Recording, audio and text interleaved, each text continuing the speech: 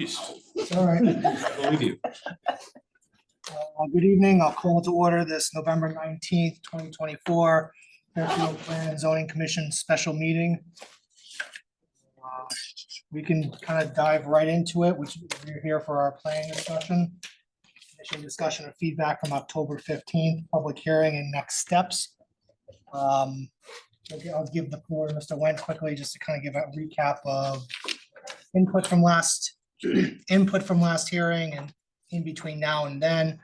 Not many people here, which is fine. I was just going to simply say, based on the emails that we've received, this was a public discussion amongst the commission.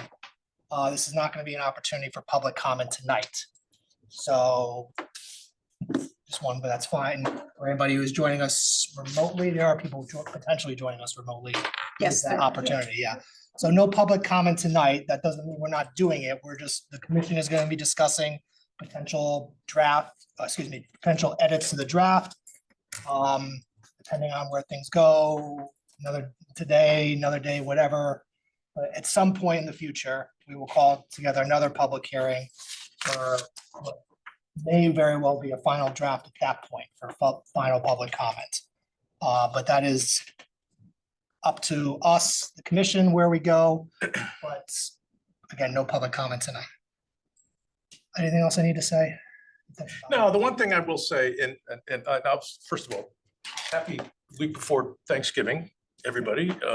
We're here to recap and talk about a hearing that took place about a month ago, but it seems in some ways like a year ago, but nevertheless, it was, we've been busy. So I understand. Thank you for carving out yet more time for this discussion. Obviously, with the application load that we have, it's hard to do that on a normal meeting agenda. So we appreciate your diligence in adding yet more days to the calendar. So thank you for that. I'm going to walk through some stuff, but we just need to be a little careful. Let me make that announcement. I think it's coming from me. It's probably the one thing we've discussed as part of our POCD is the potential of expanding the design commercial district westward, center design district westward to Mill Plain. Now we're in the midst of a public hearing. Mill River? What did I say? You said Mill Plain? Mill River, yes, excuse me. So we're in the midst of a hearing to, regulation amendments that may essentially do that. So we're in a tough position in that we should be talking about these recommendations in the POCD, but we have to be very mindful that we have an ongoing hearing that's not finished, that haven't finished the presentation or public comment. So we can't be speaking about that application in particular. That shouldn't stop us from talking about our recommendations generically. Obviously, the application sitting there has some illustrative purposes, but we should be mindful of where our comments are on that particular recommendation. We should not be prejudging the application that we have before us. I know it's an awkward spot. We'll do our best, but I think that's. There's got to be some cross pollination there. Yeah, We just need to be mindful not to make comments about pending application outside the scope of the hearing for that particular. There's going to be some crossover, understandably, but just keep that in mind. That's all. Okay. Other than that, Mr. Wendt. Oh, great, thanks. I was, and I think you all were by my meeting of the comments and body language after that. I thought we had a really good public hearing on October 15th and got some really good feedback. I'm going to go through a handful of bullet points that were at least our takeaways from that and for your consideration. And then obviously we've got some more recent things to add to that discussion. So one of the things that I thought, there's 1, 2, 3, I got 5 things. I thought there was clear support for more housing types and choices. That was a handful of speakers supported that. I thought there was support for discussion of as of right middle housing. Certainly our first real estate expert, Mr. Camaro, talked about demand for smaller housing types and certainly for all ranges of ages. We did receive some pushback on the idea of developing the Easton Turnpike bus turnaround. And obviously, there were a number of speakers concerned in opposition regarding the potential expansion of the Center Design District opportunity for that and the parking implications therein. And obviously that has been amplified recently as a result of the pending application that we have before you. Since that hearing, we've received some additional specific feedback from a number of agencies. The other day, we received, I thought, a very helpful, some helpful direct recommendations from the Board of Ed chair. You have those, but I'll go through it quickly. It's a 2-page letter, but within there were 4 really bullet points. On page 5, in our plan, we do have a listing of other reference plans, previous planning work that's kind of listed, that we're just kind of taking a menu of the work that this commission and other commissions have done. There's a request to add their recently adopted 2024 Public Schools Long-Range Planning Facilities, Long-Range Facilities Plan to that list. On page 12 in your plan, under goals for, under the overarching planning goals within this document, there's, we're looking to add the term educational to community facilities. So it's number, I'm sorry, I should have done this better. Number 4 currently reads, excellent recreational community facilities will serve a diverse needs for residents of Fairfield. And recommendation is to add the word educational, excellent recreation, educational, and community facilities to emphasize that. But most importantly, I think on page 51 of the plan, the suggestion is to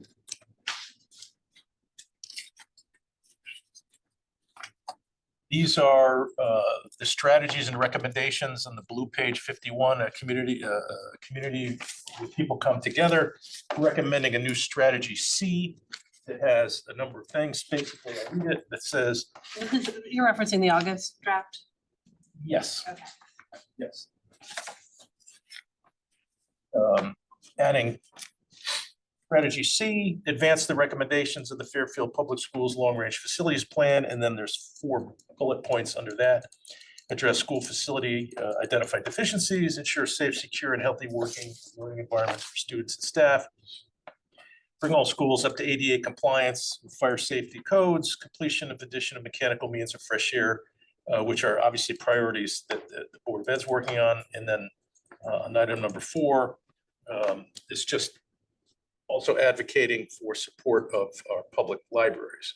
So I think those are very targeted and meaningful inclusions that I don't think there should be any, I don't know, you can argue about it if you want, but I think they're welcome additions. We did reference in our presentation at the public hearing that recently adopted plan. To specifically refer to these sections as the chair is suggesting, I think is a helpful suggestion. Yeah, I mean, to the Board of Education, next Commissioner Harrison, I'm okay adding them.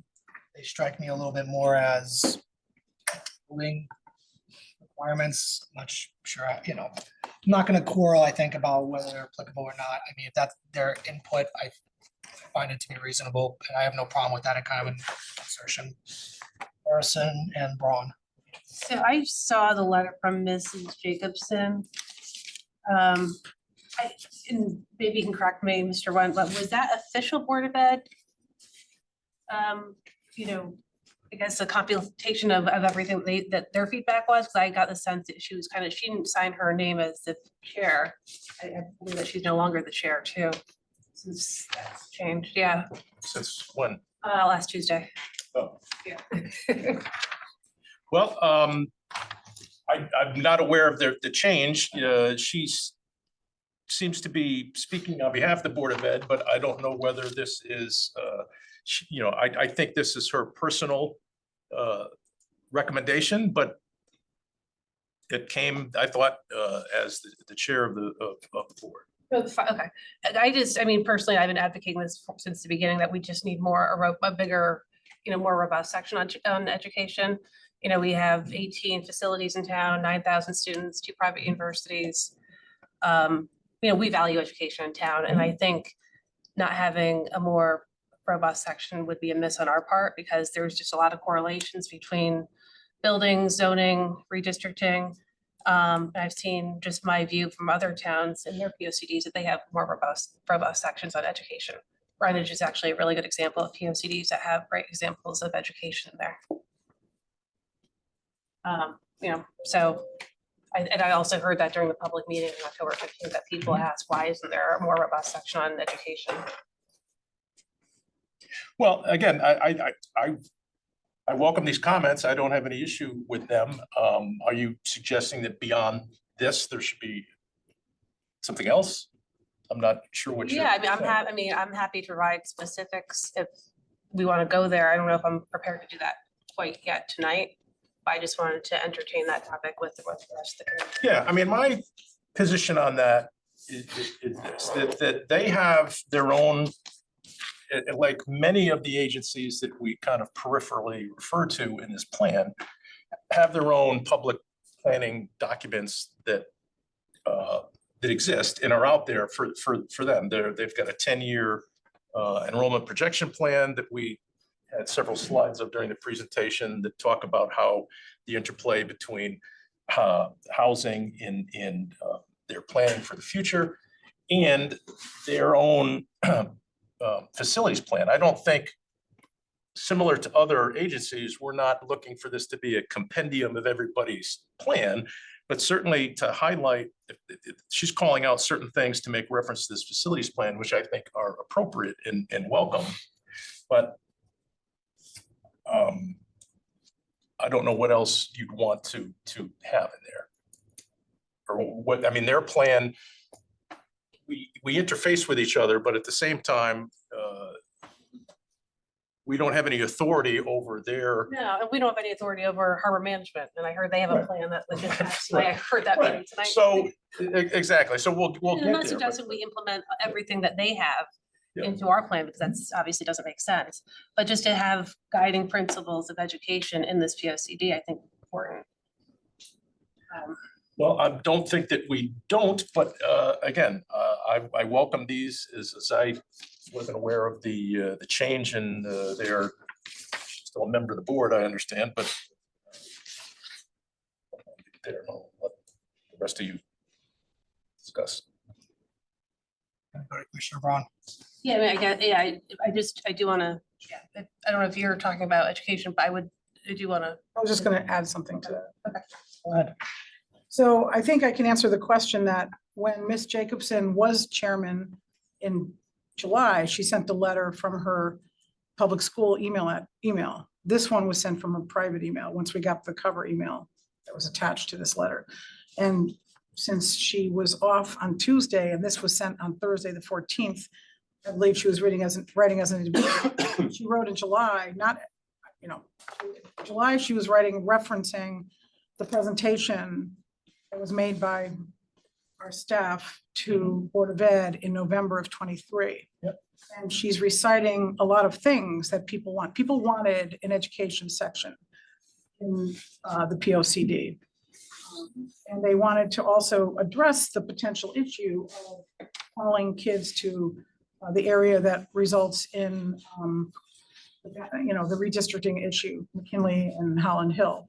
That is where a lot of density would occur from this plan. So I feel strongly that before we adopt something, we should hear formally from Board of Ed. We have a letter from the former chair when she was chair, and we have a letter from her as an individual when she wasn't chair. And we have not, I don't know if we've requested it, but I think we should request it. I think we should request Board of Ed to help craft a section on education. If you look at Greenwich, who we are very similar in size to, they have about 5 or 6 pages, very concise, easy to read, talks about their issues, a lot about safety and things like that. And I think we should have it. When I was on the RTM, it was like 60% of our budget. And you know, they control their own budget. The RTM couldn't say, you know, get rid of this, get rid of that. They have significant acreage, significant facilities, and the population distribution could impact enrollment and it could impact redistricting, but that's not the only issue. It's a major driver to our town, and we've had requests from members of the board, according to these minutes that were recited in the July 2024 email that requested, and we've heard from other members of PTAC saying similar things, that we should recognize the importance of education. What Commissioner Harrison said, you know, we have 18 or 20 schools, we have 2 universities. We also have a number of private schools. And I don't see why we wouldn't have it in there. I don't think it's hard to do. Just ask them to review it and get back to us, you know, in 60 days with some, you know, drafted stuff. Maybe have someone from our commission, you know, work with them on it or something. I don't think we have to have formal subcommittee or formal meetings, but there should be some cross-pollination, as you mentioned, so we can elevate that in importance. It should not be just an afterthought. It's mentioned scattered a few times, but it's really not a section on education. I think it should be. And I think we should also, by the way, have a section on our history. Other town POCDs like Westport and Greenwich, they have whole sections describing the history and the importance of it. And my thought is, if you don't really describe what you have, then you're not going to have the prioritization to protect it and preserve it. If you look at Greenwich's POCD, it's a lot about preserving our community, our neighborhoods, the character, not having, you know, when we do have density, it would fit in with the local neighborhood. That's like an overarching theme. So I think we should have similar outreach to, I don't know, Historic District Commission, maybe Historic Museum. I think we need a whole section on the history of our town, like they have in the Westport POCD. And I'm holding off on my environmental comments until I have a chance to read a bunch of stuff that's just coming in. We just got something from the Conservation Director, although I don't know if that's from the Conservation Commission. And I know they had formed a subcommittee. I know Harbor Management had formed a subcommittee. I don't know if we made a formal referral to them, but obviously they're treating it as a referral, and they're giving us a longer analysis. We heard from Sustainability Task Force, but I don't think it's posted yet, but we have heard from them. They wrote a letter in July. We haven't heard from WPCA. I think we should hear from them because a lot of this has to do with infrastructure. I'd like to hear more from conservation about, like, we haven't heard from shellfish. That's a resource in the coastal area. Maybe that'll be covered in the Harbor Management report. I don't know. Well, you're getting ahead of where. I'm getting ahead of education, sorry. Yeah. Sticking to the comments on education, the comments that you all suggested seem to be appropriate. Some of the more passionate bits of feedback we've gotten have been from people related to education. It is an emotional issue for a lot of people. Is there currently any sort of formal coordination for our forecasts on housing growth? Do we have any sort of formal review with the Board of Ed? Yeah, I mean, we shared those slides. I don't have. I know which one. I have the slide deck with me, but No, I know. But it's encapsulated in that's represented in the Board of Ed's 10-year enrollment projection. We share with them annual data. We meet periodically with their facilities planning group to have those conversations. So all of and what I think presented on the back in October was every single housing development that's even a rumor is in their enrollment, 10-year enrollment projection. Now, some of those won't be built, some of them will, but they're as they should, you know, taking a conservative view that, hey, this is what's in the pipeline, this is what we can expect to happen over, you know, in the near term. So the answer to that question is yes, and we shared that in our presentation. Is there, because a lot of the feedback we're getting is really frankly misinformation. You know, every email we get seems to indicate there's a lack of understanding of, I think, an established process, whether it's traffic reviews, Board of Ed. Might there be an opportunity for us to have in the document to say, establish a formal review with the Board of Ed? Because right now, there's a lot of finger pointing going on saying, frankly, I'll say everybody in this room, not everybody in this room, but everybody around this table is not communicating with the Board of Ed, which I think is inaccurate. But if there were a formal annual meeting, quarterly is probably too often, just to say, here's the numbers. And I think your analysis is very thoughtful and very clear, but it doesn't seem to have been acknowledged by a lot of people. And I think if we formalize that review, that might create, I think it would eliminate an excuse, because there's a lot of finger pointing saying, we're not being responsible for, we're not considering the schools, we're not considering racial imbalance, we're not considering the distribution of housing, and they're claiming they don't know what's going on. And I know professional correspondents usually have to send things 3 times before somebody actually reads it, but if we had some type of formal, perhaps annual review as a process, there would be no excuses. Because right now I'm sensing a lot of excuses that people don't know. And I think, Mr. Wine, I think your analysis is very thorough, thoughtful, and seems to be accurate. But it's also something you update. But if we had a more formal review with the Board of Ed, an annual review, then they couldn't claim that people don't know. Because I'm getting emails from Board of Ed members saying, we don't know, you haven't done this, which is inaccurate because I've seen your reports. And then also the SLAM report, which was very good. Did they consult you guys? Our data is embedded in their. There's no acknowledgement of that in there. So It is, it you know what is. I'm saying, there's no acknowledgement of the people who are saying we're not coordinating.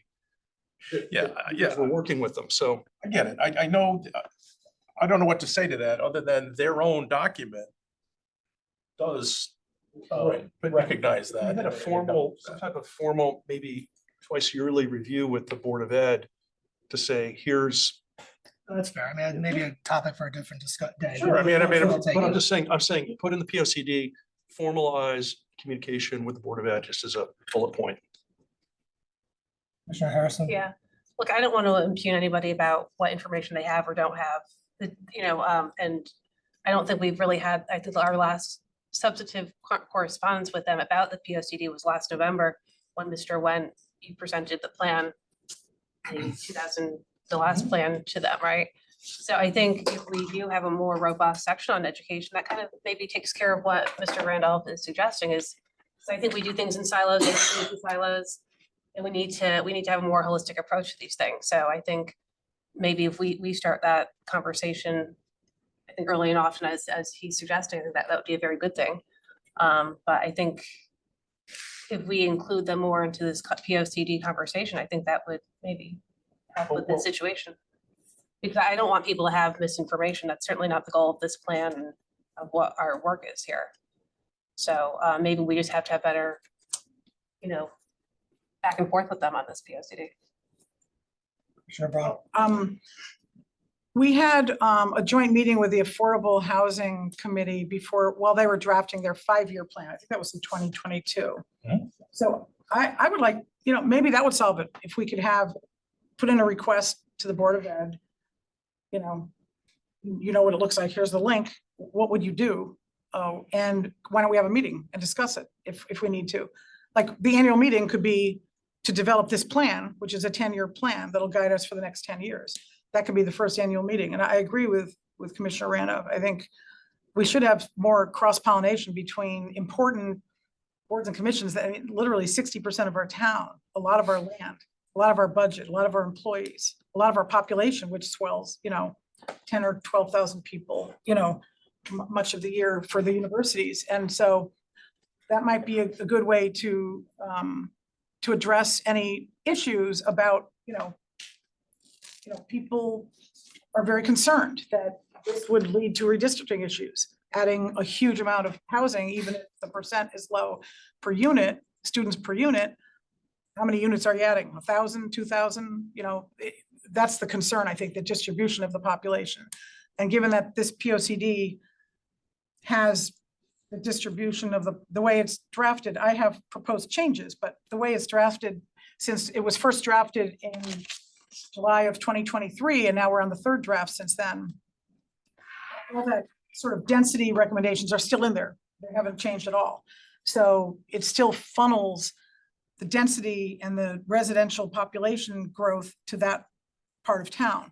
And if we did have perhaps a joint meeting, maybe that could be addressed in a meaningful way with conversation and discussion. But I do believe we absolutely must have a section on education, and it can be done pretty easily, I think. Commissioner Harrison and myself. Yeah, super quick. I just noticed that new district projections came out, I think in the last month or so from the Board of Ed. Will we include those in our POCD, or can we? Do what? I'm I sorry. think they're new district projections. I think the Board of Ed just adopted those like last week. They have assumption. I Is that in can, their facilities plan? no, it's on there. I can share it with the commission. But it does have new assumptions for the coming year. So let me jump in. This draft has been out for a while, and we've submitted it to other commissions and agencies within the town, and still are waiting for some responses, and even just got some from the Board of Ed that may not be their official. I thought it was, but it's not. Personally, I was comfortable with what was currently in the POCD for education. And I don't know, everybody around here values education, so I hopefully we're not thinking just because whatever amount is in the POCD determines how much we value education, because I hope that's not the case. I hope we all understand that education, I came to Fairfield for its education. So hopefully we're not going to be questioning people's value of education based on what's currently in the POCD. The POCD is our planning document for the development of the town, the conservation of the town. I mean, even now, when we went over what the recommendations were, they were pretty much more pointed to what the facilities and the building is. Not something that I would really have, would normally have expected in a POCD. Allowing it is fine. We referenced their plan and incorporated it kind of into this document. I don't know what's acknowledging the value of education, how that is needed in a POCD. And obviously important, but we all have our own kind of lanes. Yes, there's some crossing over the lanes. But I just don't understand why putting language about the quality of education, while important, is appropriate for a POCD. So, I mean, that's just, and at some point, after 2 years of a draft and drafts, I mean, remind me, August 2023 is when we had this initially out there, first draft? February No, no, no. 2022. And this draft was August of 23. Oh, this is the most recent draft. This is the most recent 2024. draft, it's our No, that third was draft. August of 24. The first draft was August of 23. Yeah, so we're on our third draft, we're going past, kind of a year asking for, input from other people. I just don't know why, as important as this is, I don't think it's incumbent upon us going and having multiple, joint meetings with people when it's our plan. We've addressed a lot of the, even the issue with density and enrollment. I mean, that's been addressed, and we've discussed that. So, and that's part of the plan that we have. So, and other people, other commissions and other towns can have their own sections about education, other things. I mean, we did hire a consultant. This is kind of where, in his expertise, he initially gave us the first draft that didn't have this. We've added to it. We've addressed, I think, the more pertinent parts of the education interrelation with zoning, and the student population and density, how that affects it. We've addressed that. Very persuasive in that, the density that we're talking about as, what would you say, little to no effect? I forget what your Well, language is. it's not that it has No effect. none, but it's fractional compared to the impact of the churn of existing housing No, and stock. that's great, and that's why I just want to make sure I didn't say it wrong, so. It's just, at some point, I think we need to keep moving with this draft and essentially stay in our lane with what this document is meant for. And I thought education was addressed, and we've got at least some preliminary reports. But I don't think it's incumbent upon us to go to every commission to have joint meetings to solicit information from them. The fact that we haven't gotten some, I mean, is a little disconcerting to me, considering it's been out there for more than a year. Commissioner Braun. I guess, I don't know what the outreach has been. I know we haven't had outreach. Have we actually written to the boards and commissions to seek their input? Because I know that a presentation was made, but have we requested them for a detailed review? Because I've got nothing in writing from really any of the boards and commissions. I've heard nothing. So all I know is there was a meeting held, a presentation made on the first draft from August of 23. That presentation was in November of 23. There were a number of questions and concerns, and the new draft really doesn't answer any of those. So I think it could be answered with a section. I don't know why we wouldn't have a section. Is there a problem with adding a section? I just don't know what what does it gain us for what the It's- purpose of the document is? It's an important part of our I'm town. not suggesting it's not important, but we're not the Board of Ed. We have a, okay. Commissioner Levy, go ahead. I mean, we're here to address, in terms of the overlay between zoning and education, of course, there's some relationship there.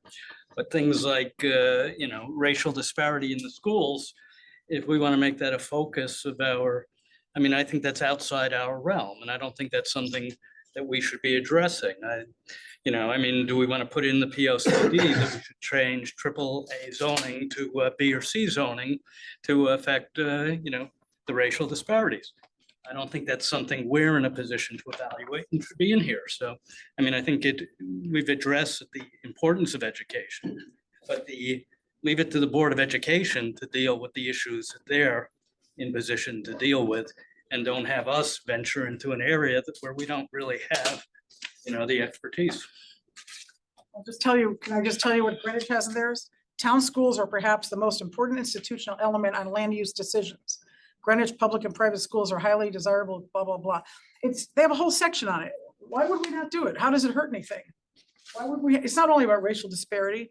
It's about a significant component of our town.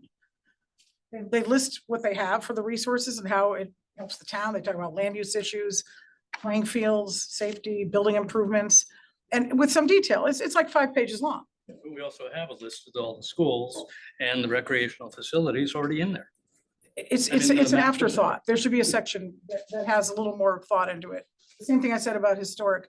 If you're not really gonna describe what the item is, then it doesn't seem like it's that important.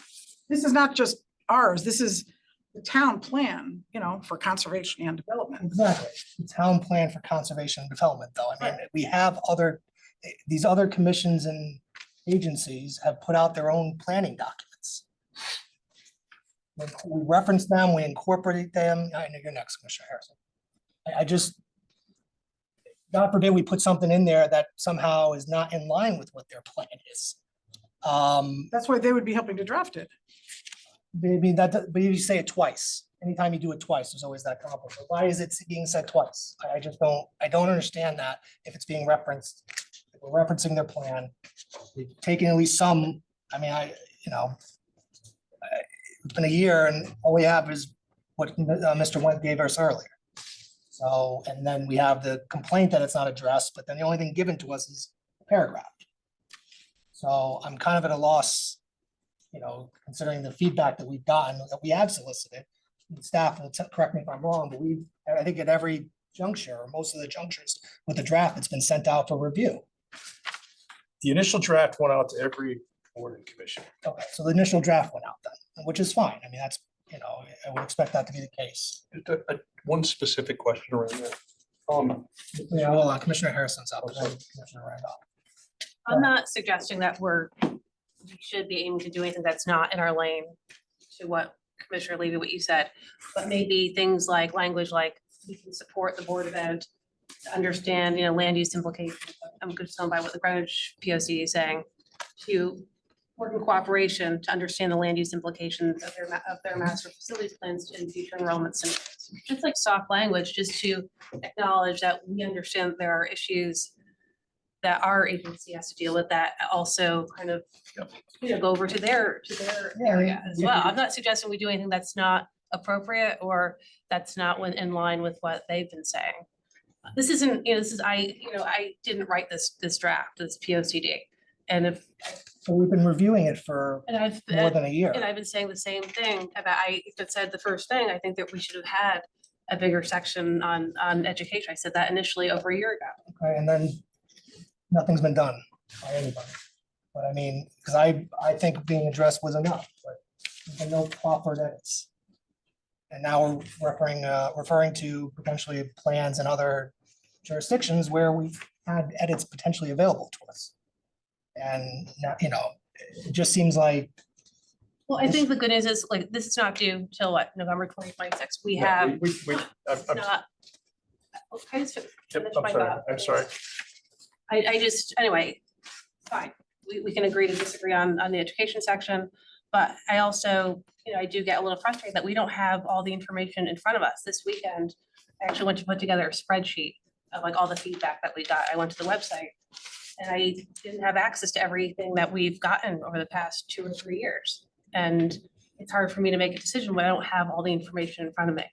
I wanted to prepare for this meeting and I didn't have all the information in front of me. And I think we need to do a better job of that for us and for the public. Yeah.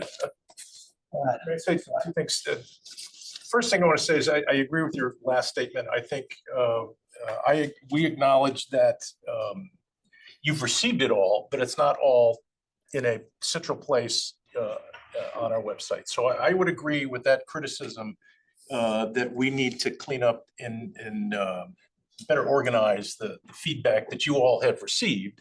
You've all received it, but it's just not in a central place. So I accept and appreciate that criticism, and that's something that we need to do. But going back to the first statement, and this is, we need to, I think, and this is just me, and I'll just put it out there, Mr. Chairman, but I think we need to stop the narrative that we've got 2 more years to adopt this plan.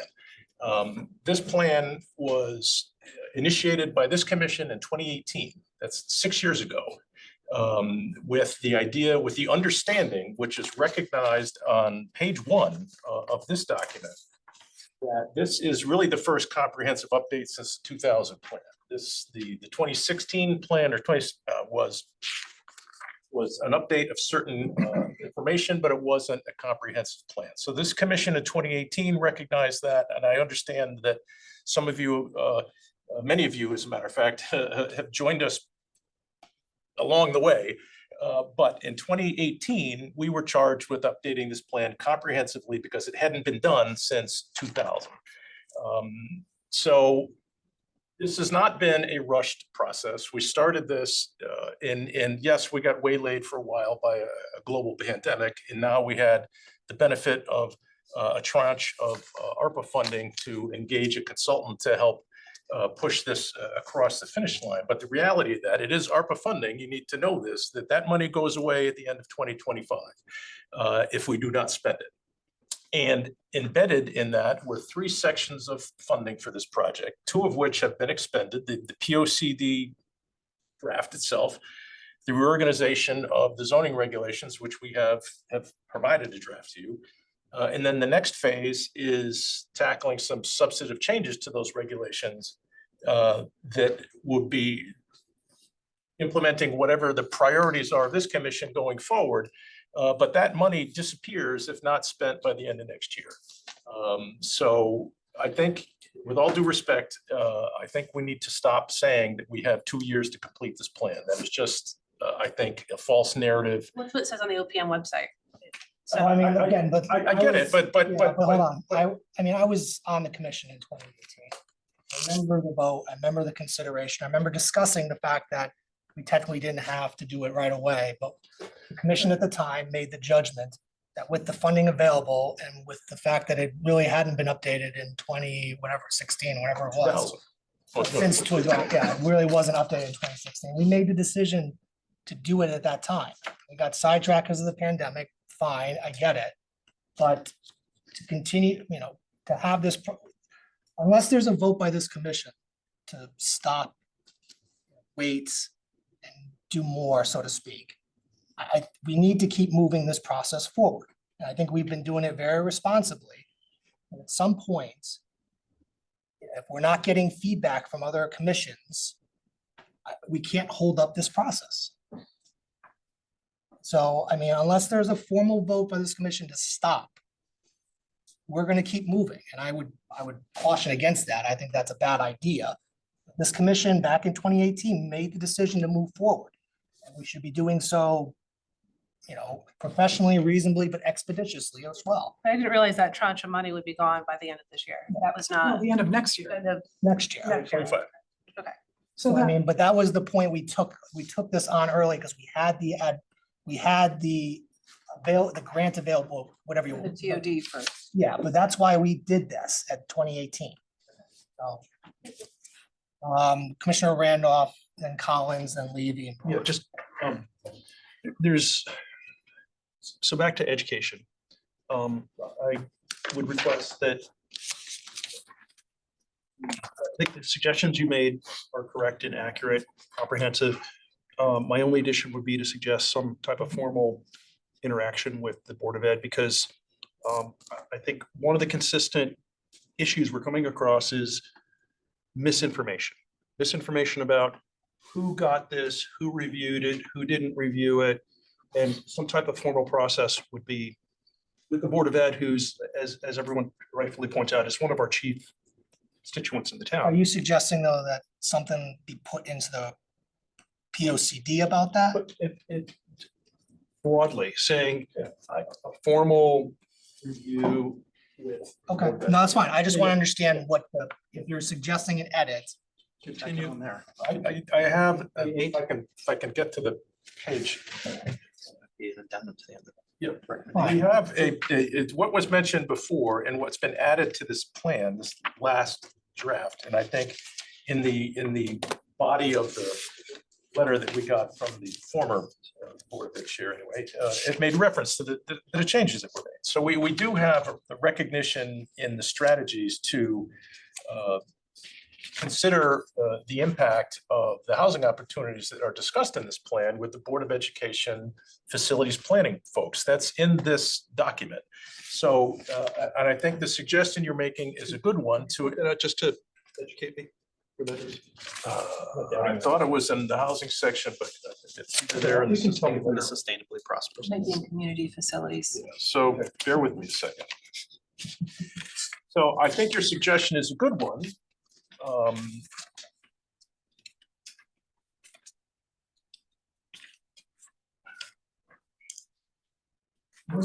Commissioner Corsola has something else. It's, no, Yeah, on recommendation A8 is to continue to coordinate impact of increased housing opportunities with the Board of Education Facilities Planning Committee. Right, I'm sorry, what page? is Right, I'm looking at, depending on how you look at it, either 94 or 98 of 107 in the digital. that?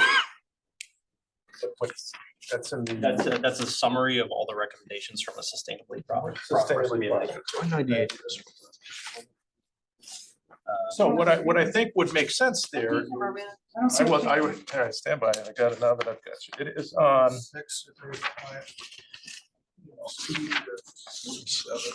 It is on page 35 of the text. Hard copy? Yes. Page number 35. Page 35, the blue page for sustainability process 8, I'm sorry, it's not in red in here, that's why I was losing it. I thought it was in red on a prior draft, no, it's not. It's bullet point 8, continue to coordinate impact of increased housing opportunities with the Board of Ed, facilities planning. I think to expand upon that is what Jeff has said, is to perhaps expand that and encourage or recommend at least an annual joint meeting to discuss such impacts. Yeah. So I think back to my broader issue, I think there's a lot of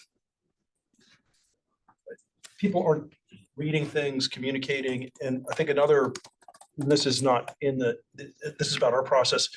Would it be possible for you to list just the different departments and when we receive feedback from them, let's put together a little. Yeah, I think that goes to the comment that is well received in terms of organizing all the feedback that we've got and posting that more cogently, if at all. Some of it's posted, some of it's not. That's a fair criticism. This goes back a bit, so it's been kind of a so yes. A lot of the feedback we've been getting from last week has been saying we're rushing this thing, which is, I've been a commissioner for a year. This doesn't feel rushed to me, and I've only been working on it for a year, and obviously it's been worked on for almost 2 years. So I think that's another thing we need to commit to doing, is getting this done.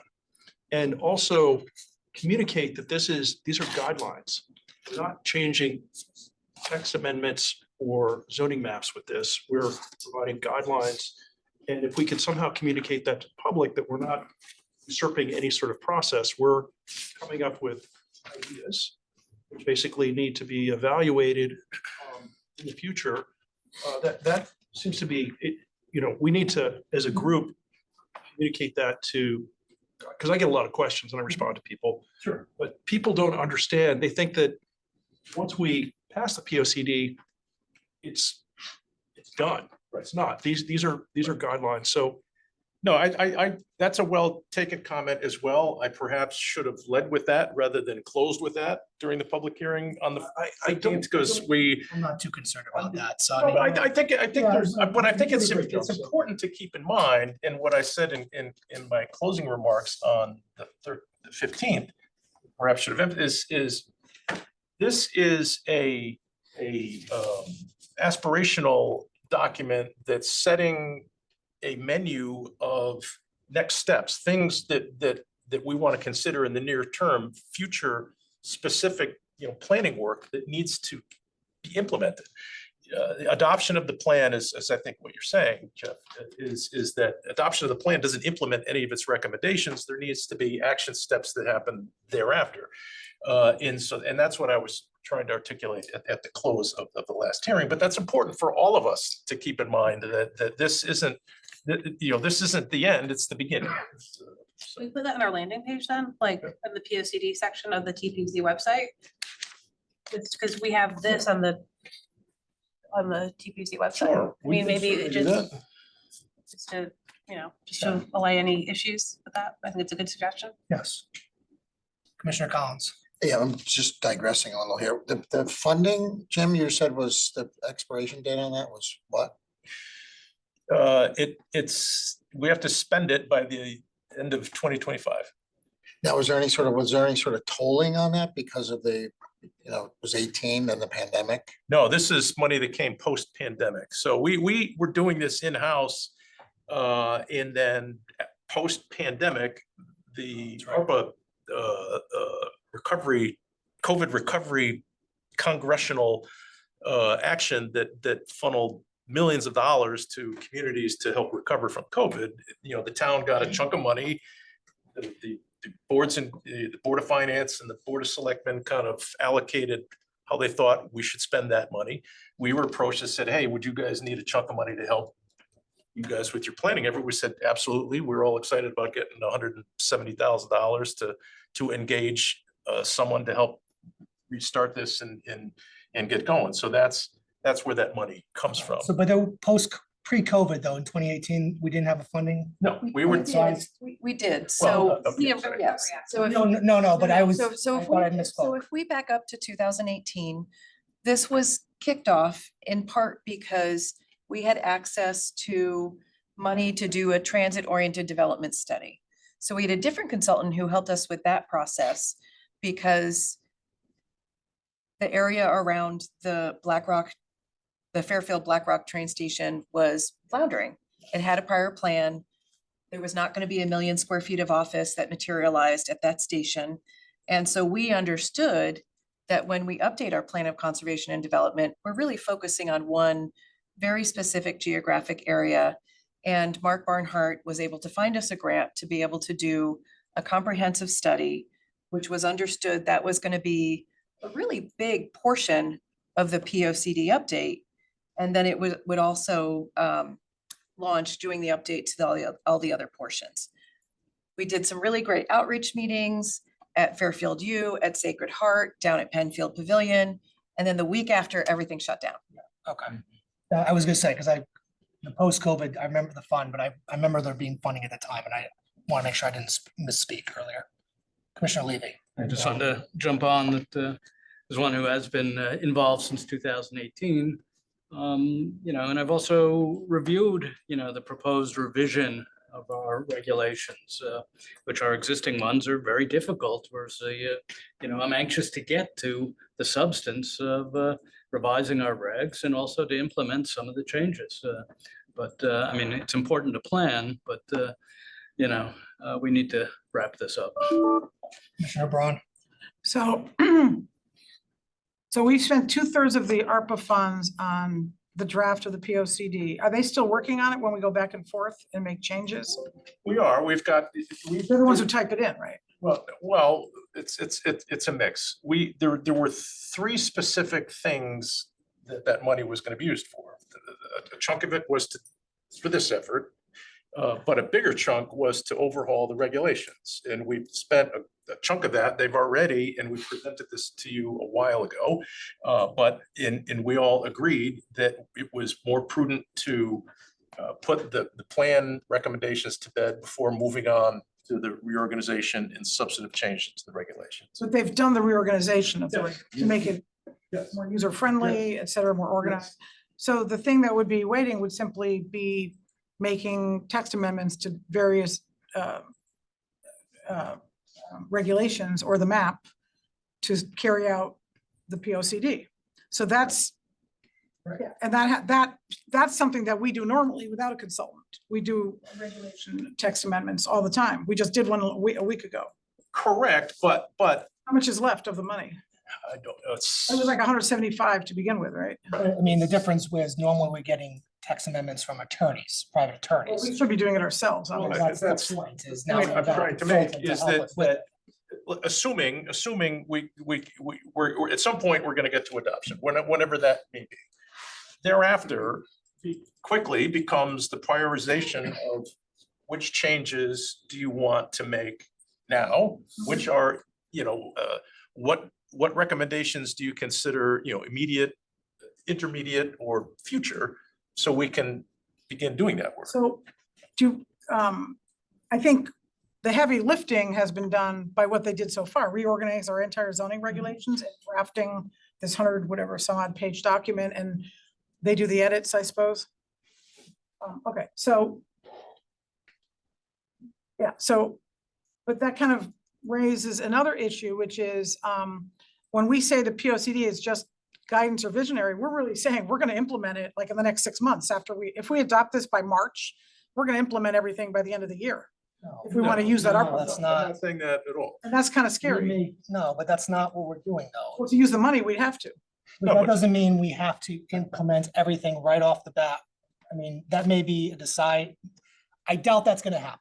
Is We that don't need the we're. money to implement the regs, right? Right. No, I mean, we can but adopt this again, POCD tomorrow and implement 10% of it the next day, and then the rest, it's some other future. I'd really like to know how much of the ARPA funds is less. Is it Okay. 20,000 or 50,000 left? It's like 50,000, but can I make a recommendation? So when we update the zoning regulations, we are going from a very narrative heavy tabbed list of things where we could then convert to tables, but we're taking our existing language. When you look at more modernized zoning regulations, there are diagrams sometimes to explain concepts that may be difficult or challenging to lay people to understand when they look at the regulations. That's not something that we really have capability to do in-house, that we are relying on our consultants to be able to provide that stronger impact to the regulations than just updating things into tables where we're really not changing any of the words. I hear you. That's great. And so if all we're doing to actually do text amendments is change some zones here and there or whatever, I don't see why they can't complete the job of updating the regulations, just subject to future modifications of certain text amendments, which we don't know if we're gonna even do them yet. So why can't they finish with those diagrams and stuff now? I would think they We should. made the decision early in this process that we wanted to have the plan in place first before we made text amendments. I think they should do the text amendment. I think they should do. the Especially, zoning and I would, regulations. Well, I'm just saying it might make more especially sense. now, I would hesitate adding that to the list when we need to finish this. We've got, a bunch of applications that are becoming. We've gone through all of October, most November, December, and January, with all these applications. I wouldn't add now reformatting the regulations to a list of topics to But the do work now. they could be doing with diagrams or making it interactive or whatever, that should be done now. You have been presented with that Yeah, I just initial thought- reformatting over a year ago. You have it. And we collectively agreed that the primary emphasis in terms of order of procedure is to first do the plan comes from, in the name of our agency, planning comes before zoning. So you need to have the plan that provides the recommendations, that provides the underpinning for that, some of that later work. Yes, the reorganization of the regulations is not plan dependent. That work has been completed. You have it. It's been presented to you in a joint meeting that we had with our consultant over a year ago. Does that include everything that needs to be done to support the current regulations? Like, is Yes. there anything more that needs to be done with diagrams or anything else? for the I don't know the answer to that sitting here, but that effort has largely been done. Okay, What we don't have yet is clarity on what the final recommendations are going to be to start taking next steps. So before we have an implementation plan or a matrix, we started the beginnings of that in the back of this document. In typical and an implementation plan, you would identify what are your near-term, midterm, longer-term priorities, so we can better focus that. All right, let me, So I think we're getting a little. no, I want to off pull of- this, I know, I mean, that's it's why I helpful want to. discussion, but I want to jump in and pull us back to what we're here for, which is again, P O C D. I mean, we're in line with, Commissioner Braun, we're doing kind of what we agreed to almost a year ago. So let's keep going with this today. well, we can always relook at it if things have changed. I didn't realize we had a deadline to use the rest of the money. Yeah, I know, but I don't think switching gears at this point is a wise course of action. And when we keep telling people this is not an enforcement document, it really doesn't have to be done, it will be done. It will be done by the end of the year.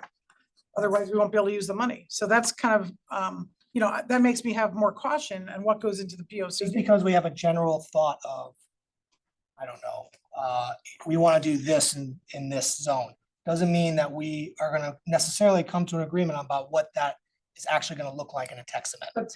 Okay, so So, I don't, what you're, we've always been saying what we're gonna do, the remodulating and then implementing some regulation amendments. But the commission need not go forward with everything in this. I would expect that we wouldn't. I can only imagine what the undertaking it would take to implement every single recommendation here in the text amendment. We're not gonna be able to do it. and the POCD does more than that. It guides grant applications, it guides infrastructure investment. We've already gotten an application and a pre-application which reference this Yeah. draft I get that. on both ends of the post road. I understand that. So it's being used right now, even though we haven't even gotten close to adopting it. Well, part of that is because it's been outstanding for as long as it has been. Yeah, but I'm saying it's being used and it's being relied on, and so It's it not. gives me pause. Well, but I don't know where to go with that, but that's okay. Anyway. This is what I would That's suggest. true. What? It's true, I mean. Well, I know, but But that's part, it's been an outstanding draft for years. No, it's been an outstanding draft for 14 months, since August. We got the new For draft in 14 August. months, that's a long time, and people are and developers are unsure where to go, so they reference the current one because they have no choice. And then they reference what we're doing here because that's at least the draft that we're considering. Could change tonight if we decided to. So let's move forward with this, because this is what we're here for. This is what I would suggest. I think we should be going through, initially, we'd gotten a draft from staff that just had, the blue pages? The plan goals and the recommendations. That's kind of the main emphasis of what our recommendations are. I would suggest going through them now, to see where we stand on those recommendations, if there's any potential edits to be made. If there is, I don't know, pick a topic that there may be some disagreement on. At some point, we're gonna need to make at least an informal decision on what to do moving forward. So if there is some disagreement, taking a quick informal poll to see what we decide to go with moving forward. That a fair? Good. Keep this organized and moving forward. Let's go to page 12, plan goals. I think that's not recommendation, but blue page. So we'll start Is there. it numbered page 12? Number Number 12, page 12. It's called background, plan goals. plan goals. I'd like to make a comment about what comes before that. Sure. All that workshop stuff, that should be in an appendix. It should not take up space in the beginning. It's not part of the plan. We said that, It just takes up, we said that a year ago. yeah, I keep saying the same thing, but it keeps going there all the time. I don't understand the reticence to include that, because that's, I think, informing where we've been with, I think, the photographs when hearing about the lack of engagement, and this articulates the level of engagement that we have. I guess won't matter in 10 years, like, I don't know, I think personally, I would prefer to see a history of our town there versus what process we did, what workshops we held. I think that's more appropriate for the appendix. We noted that, I think, in our initial, Thoughts, any other thoughts? Yeah, I'm happy, but if anybody's has other thoughts on it, let's discuss it. But again, I think it belongs where it is, but I'm not, It belongs it's not a sticking point. How we got here is important. I'd leave it. so it's our town. It's no more important than the Board of Ed You can section. add that too. it'll be different when, how we formulate this, CD, but I mean, I would just suggest at this point, taking an informal poll, make a decision one way or the other, leaving it where it is or putting it to appendix. Is that a Or fair, was this like leaving it where it is? Or putting it in an appendix? I'm gonna include everybody, even the alternates. I think that's fair, right? Sure, yeah. Is that fair? Yes, everybody? Okay. I just want to be clear. Anyway. Yeah, we can talk more about it, but I mean, just give me the I just want to kind of keep things moving at the same time too, so. Just leave it where it is, leaving it there where it is, who would prefer that? I'm sorry, so I see 1, 2, 3, 4, 5, 6 hands, okay. Over the 3, okay? I would So- like to replace that section with a section on education, because that is part of the foundation of our town. Well, we're not gonna replace it because we just literally had a vote to keep it where it is. So I don't think that makes much sense, and I don't know, I mean, without having a draft of what the section is gonna be, I don't know what the vote is. So, you want a section on education, put a pin in that for now. Let's go through the plan goals and recommendations. Tommy, what page was that on again? So 12 of the draft. Numbered page 12. is the way. Any thoughts, comments, edits, additions?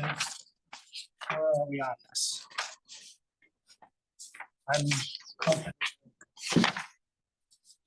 There's one, Mr. Chairman, as we just referenced in the education comments that we did get on bullet point 4, to add the word Oh, yes, excuse educational me. between Yes, thank you. recreational and community facilities. Which is an easy one. So we would add the word recreational, Any problems with educational. any problems with adding educational? That should be added, and also something about retaining Hold our, on, any problems with adding educational? No, okay, thank you, Commissioner Braun. retaining the character of our neighborhoods and our communities. That seems to, Where are you? are we talking about plan goals on page 12? Yes, The blue pages, right? yes, That's typed page 12. yes. We kind of lost track of our different neighborhoods and the characters of our, I think that's, didn't we have that discussion and wasn't it? We've added that to the, before you get here, in the executive summary, What page is that? page 1.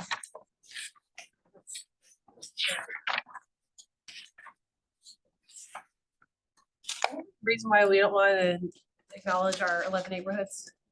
We are acknowledging that. No, but like in well, the 2016 P O C D, we, Yeah, there's a paragraph in here explaining that. It's the very end. It said the prior plans divided, I'll read it, the two prior plans, 2016, page 1. page 1, okay. Second column on the right. Divided the town into 11 planning areas as the basis for land use policy recommendations. These areas are referenced in A Community is Home for All in that chapter and also in Appendix A. We've added an Appendix A to reference those, including the map from those plans. This plan seeks to protect those legacy neighborhoods. However, the land use policies herein are not constrained by neighborhood boundaries. So we're not using those planning area boundaries that were referenced in the prior plan. This plan is more holistic in its approach, depending on the chapter headings, the aspirational chapter headings that form the structure of this plan. So we recognize those legacy neighborhoods in this executive summary and in Appendix A, but we've made a conscious effort to have housing policies and other policies that are across those neighborhood boundaries, not constrained by those boundaries, that some felt were I won't say divisive. arbitrary, maybe divisive is a good, divisive may be too strong, but that's. Yeah, perhaps. I mean, People, I disagree. I think people move to certain areas, Stratfield area, beach area, and they have groups named for their, like the beach, Fairfield Beach Residents Association, that's named after where they live. indeed, and we are recognizing those legacy areas and have included that because of that feedback we got when we talked about this draft initially, we've updated it to include them in Appendix A and here in this executive summary. And also in the Community is Home for All chapter. I'm trying to find where they're listed and where they're described. They're in Appendix A on page. They're not really 17. described in the executive summary or the housing section. Exactly. Appendix A includes the map, the area descriptions. See, to me, that should be in the front and move workshops to the appendix. Well, again, this is a structure. One that belongs in the back. This is a P O C D for the town of Fairfield. It's not 11 POCD. We had, happy to have this discussion again, but we've had this discussion. I thought that was the compromise, but what is your I thoughts? don't agree with it. Okay, you don't agree with it, fine. That's fine. Thoughts on it? People move to certain neighborhoods that they want to live in and they want to maintain those neighborhoods. Well, let me ask you this, is there consensus of leaving it how we have it right now? Thoughts, show me, show it. In terms of, it's how you have it right now versus what? Well, I don't really know with what. I assume they want to take the legacy neighborhoods that were described in the 2016 and put it up front, well, kind of predominantly. I think this was what we had discussed and compromised on. I live in Way a back neighborhood, you live in a neighborhood, I'm not sure why we wouldn't. put it up front. Because it describes the town. I don't, It's just- I got the idea of just having Okay. 12 different, 11 different characteristics and not uniform policies among them all. It strike me as. well, there aren't even one here in the appendix, there are like 7. No, there are, I think, 8. Where are they in the Census appendix? Hill, Boynton's Hill, Just- Kent Mortar, Southport, Commerce Drive, Center area and Shore area, that's all. Appendix A? There are? Mr. Chairman. I got it. One before the map is, Okay, gotcha. go ahead. Yeah, neighborhoods evolve over time, so I think they're acknowledged in here, which is important. They're not, the boundaries aren't fixed. School district boundaries aren't fixed. I don't live in Stratfield, I live in North Stratfield, some people would say I live in Stratfield. Greenfield Hill, since I've lived here, has morphed quite a bit. Southport has morphed quite a bit. So I think that we've acknowledged them, but planning around those specific boundaries does not lend itself to creating a comprehensive plan for the town. I think we've acknowledged it, and it's a good point that we do have neighborhoods and people in our town do identify which neighborhoods they live in, but it's not, the boundaries are not fixed, and they don't necessarily inform planning other than than the defined historic districts, which are very clearly. So I think we've addressed, I think your concerns are legitimate, but I believe they're addressed. Here. No? What would you like to see added? No, it's fine. I think we can move on that. But I just want to be. No, I mindful. appreciate your thoughts, What yeah. would you like to add? I don't think it's an addition, I think it's just more. think it's a Basement, right? Of our town. Sorry, I prefer in the appendix and and for main reason is this is a town document, not an individual neighborhood document. I think we have to be very concerned about that because I like the Stratfield area, the Stratfield Village Association is very active and what is it? Where is it? In Southport already for years, there was a famous Bridgeport judge. When people come in jury duty and they say, I'm from Southport, he would say, who's the mayor of Southport? Obviously, we all know there's no mayor of Southport, but it was to illustrate that we can't have towns within the town. So I prefer it in the appendix for that reason. That's fine. I'm not gonna die on this hill. I've made a point. It's in there. I mean, Who's the mayor?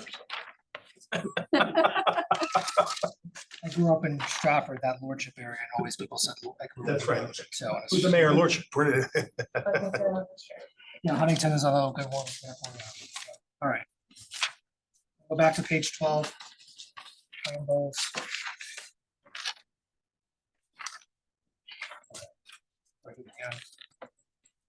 I have a comment. Go ahead. I do not like the title. I've said that from day one, a community that is a home to all. It's just, these titles are infantile, they're not descriptive. It should say something like housing and a diversity of housing or something like that. It should not say a community that is So you're on home to page all. I don't know what 13? that means. Say something Hold on, are you on page 13? Yeah. Okay, can we go back to page 12? please? Is there anything at? Oh, sorry. Okay. I was jumping the gun. You're Trying to move it along, you know? I love the attitude. So, I mean, I'm not hearing anything else from page 12. It's fine. Educational was added. like an easy one. Is it in there now or it's gonna be added? It will be added because we just got it. So that's gonna be added to Oh, the there's your problem core. right there. I'm like flipping pages like. Yeah, I took the wrong one. I'm like, wait, page this, that. That doesn't help you. No. Another hard copy. Tell you what, here, Peter, take this one. Thank you. I've already stolen somebody else's copy, so. just a note, just for the plan goals, it just seems like out of chronology because the first part of the PSC talks about housing. Yeah, that it's home for all, whether you like just like that title, but housing in the plan goals is down. What? It's like, I'm just Where is looking. that? It's number 6 in the plan goals where it's very prominent in this plan as the first page. Do you know what I'm saying? So Maybe there was a reason for that, I Did don't we know. did we change things around and just not change update the it? order of the Okay, fair chapters enough. based on. Fair enough. So I Next. guess the update that needs to be made on plan That's fine, and goals thank you for is. the reminder, that's fine. No, that's fine, and that's a good catch. Let me just say, can I, at the risk of, We're not on page 13 yet. Okay, I just didn't know. That's I'm where you're actually gonna go back to page 4, but so let's get back to, I'll finish, I just think that, let you finish with page 12 and then I'll say my piece. okay, so it sounds like just for plan goals, we need to update the order. Just update them in conjunction with the chapters as they follow along. Yeah, that's, Okay. yeah, that's. Okay. So there's not gonna be 12 plan goals, there's gonna be matching the heads of each chapter. So I'm not suggesting that, I'm just saying, There'll be 11, but we'll reorder them to coincide with the order of the chapters as it flows through the document. they don't tie into the chapters, exactly. Generally, the they housing would Yeah, go they generally with do. housing options. Sustainable overall. community, there's a sustainable section that's a little towards the end. Okay, Yeah, makes sense. All right, I don't mean this to be critical, so please don't take it that way, but the frustrating part for me and for us is, and I get it, we live and breathe this every day and have been doing this since 2018, so we're a little closer to this than you guys are. I get it. But on page 4, well, first of all, on February 13th, 2023, we had a meeting with our consultant that presented to you the proposed structure of this plan as articulated from all the feedback that we got. This is how they presented. What do you think about, this is the structure of the plan that we're proposing. We had a meeting to discuss that. And I don't expect you to be that top of mind. That's why please don't take this as criticism. But we covered that ground in February of 2023. On page 4, there's an articulation of how this plan is organized. It says the P O C D is organized around a series of statements that reflect the values of Fairfielders and articulate a vision for what Fairfielders should be. They include these childish, if you think We'll them get to that in to a be. second, But I'm just saying, we've had this discussion No, and I- and listen. we've set this plan up based on decisions that were made over a year. No, I get it. ago. Mr. So Wentz, it's a you little said- exasperating, I'm sorry. I know, for but me here's the to problem. then keep revisiting that. Well, I mean, listen, you hit the nail on the head, though, that you've been living in it Yes. closer than we have. I completely appreciate that. So that's where, I mean, even looking at something new, even if we, at the end of this meeting, had a draft to move forward, somebody says something in public comment that catches our attention, it's shifted. It's just gonna be part of it that happens. And I think, and I So, get what you're saying, and I. so I appreciate. Like I said, I don't mean that to be No, critical. but I think it is helpful to remind us where we've been. You know, we won't, at least I won't, and I hopefully nobody else will take any criticism of that, because we've all, as we get it. said- This is as we not your- stated last This is meeting, not your day-to-day life. We're This is your volunteers. volunteer capacity. you know, this is not something we live and But breathe or get I mean, paid just for, in all so- fairness, though, I think some of us did provide feedback that we didn't agree with the titles of some of the chapters. So maybe that's why we're repeating it. No, It's and- still there. Can I interject one question that's unrelated to this, just very procedural thing? When you forward when we get emails, can you forward the emails to us? Because I've gotten some emails that have links in them and I can't get to them. That's, yeah, I think. It's a different Mr. matter. Wentz- but yeah. I think Mr. Wentz- Before I forget, because. No, there's no, that's things that fine, come but in I that think- can't Read. This is the reason why I would Yeah. not, I think that's a bad idea. I can't get to the No, link. no, I understand what she And said. also they're scanned with I know things that are. she wants anything time of email sent to the. No, PV. no, I think rather than a PDF version forward of the an email. email that has links in it, you want forward the actual email. Oh, I'm sorry. Trying Is to- that what you're looking for? I understand that distinction and I will be mindful of that. I'm trying to Okay, spare. Fine, never mind. I misunderstood what the question was. I understand. Sorry. All right, so let's, I'll get off my Not to soapbox. interrupt. no, that's fine.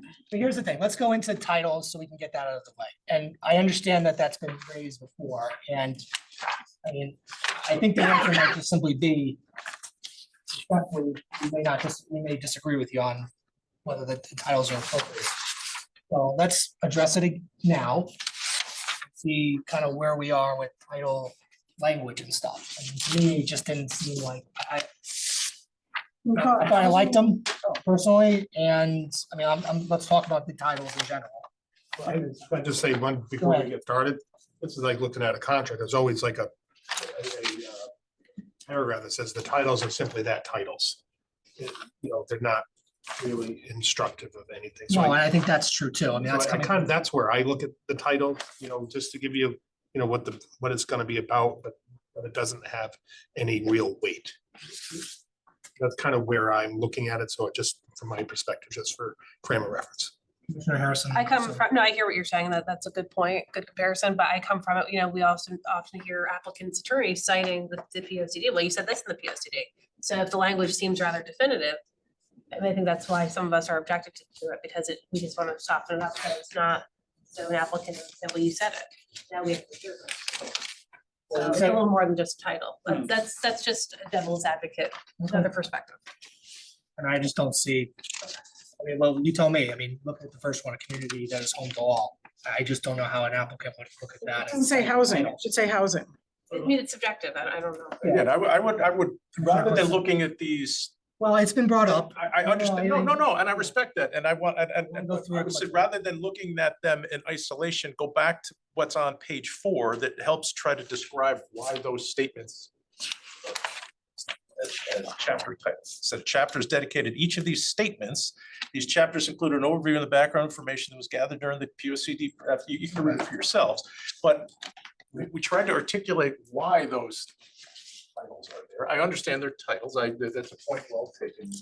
Dan, and Commissioner Corsillo, go ahead. I like the titles. I like the reason for the titles. I also understand as a communications guy, the concern that Commissioners Braun and Harrison are raising, and at the risk of being overly simplistic, is there a reason we can't have the titles exactly as they are with a parenthetical after them that says housing, economic development, sustainability, just to provide that clarity?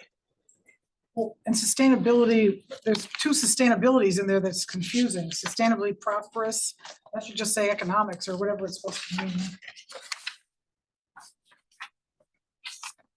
Well, there's economic sustainability, so I get that, but I get your point too. It's Sustainably like prosperous, economic development is maybe a helpful parenthetical.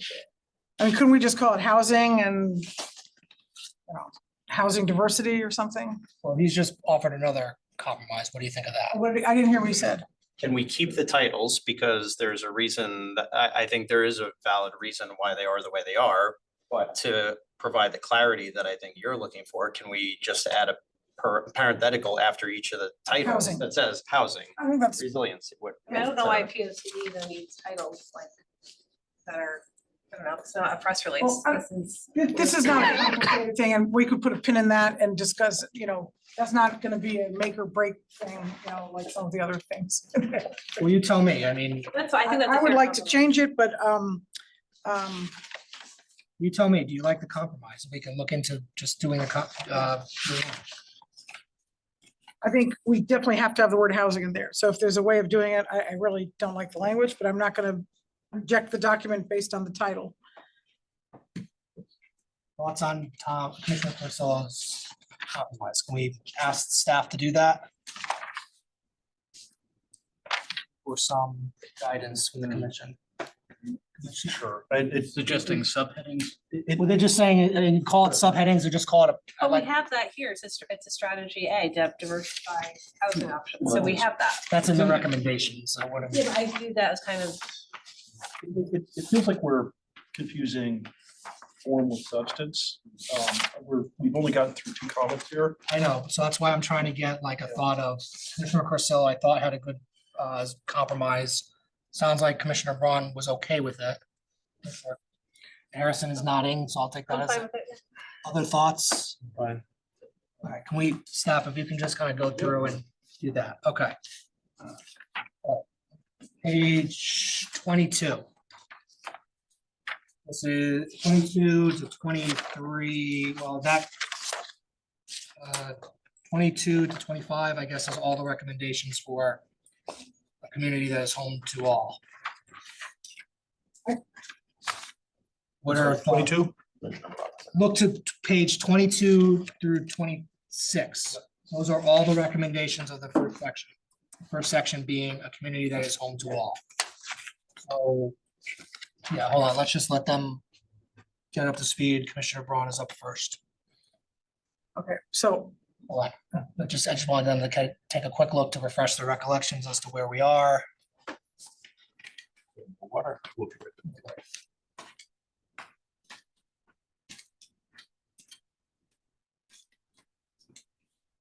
Seconds. Moments.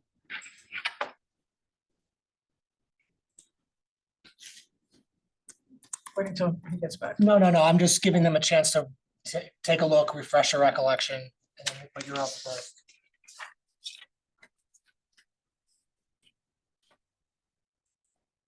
Can I go to Commissioner Braun? So I, Go yeah, I was able to finally convert this PDF into a Word document, and I took these strategies and redlined them. And I emailed them about 5 minutes before I left, so nobody has it yet unless you have your email. I have one hard copy. I couldn't make 100 pages. So I have a major suggestion that I've gone over with a few commissioners. I'm hopeful I can get some support for it. And some of it came from reading other POCDs, especially Greenwich. I'm very concerned that we have too many very specific, almost directives, and we've gotten so much pushback from all, not just the people that are worried about one development going into their neighborhood right now that's referencing this, POCD, but around town, about the town's turning into a city. There's too much density. We don't like it. You're losing the charm of Fairfield. So Greenwich does not have really any specific things about change the zone here in this neighborhood to that, or add the density here, extend this down here. They have more general, softer language, which is what we were talking about on day one, softening language. So everything I have that I redlined, I have a hard copy I can hand out, but it's all about softening the language and making it general and having our goals be reflected, but not kind of like mandated in any particular neighborhood. So I can go through it. And what I also suggested was, especially in the Post Road area, because we never did do, unfortunately, whatever it was, the TOD study or town traffic studies, they never were in the Post Road area. So no one really knows what the impact could be. And now that we know that we've got applications coming in referencing this, we've got a deadline to implement zone regulations to use the ARPA funds within, months after, 6 or 7 months after we adopt this. I think we have to be very careful about what the language we put in here. And I don't think it has to be specific. We just passed a regulation a week ago in adding gentle density to our regulations. We did that. I know it was drafted by the attorney, but we reviewed it, we liked it, we approved it. We can do that. We don't have to have those specifics in the POCD. And I think that kind of ties our hands. And it takes away our specific authority of what should happen in little areas that maybe can't accommodate that level of density. Things have changed since the TOD study was done 5 years ago, 6 years ago. And there's more development activity, there's more traffic, there's things that are happening. And I don't think anyone has come up with a solution about traffic volume in the Post Road area. So what I suggested was, because this draft, which came out 14 months ago or 15 months ago, has never changed. It still has these same specifics in here, which I'm assuming people are going to be applying and referencing this the minute we adopt it with that language and that pink map that shows extending the center district all the way to Sasko Hill Road and Mill River. And before extending it, enabling higher buildings and more density in the center district to begin with. Relaxing parking and floor area ratio and other regulations to enable 52-foot tall buildings. So my concern is, if this gets adopted the way it is, there will be applications coming in and we will be passing a regulation that imposes that.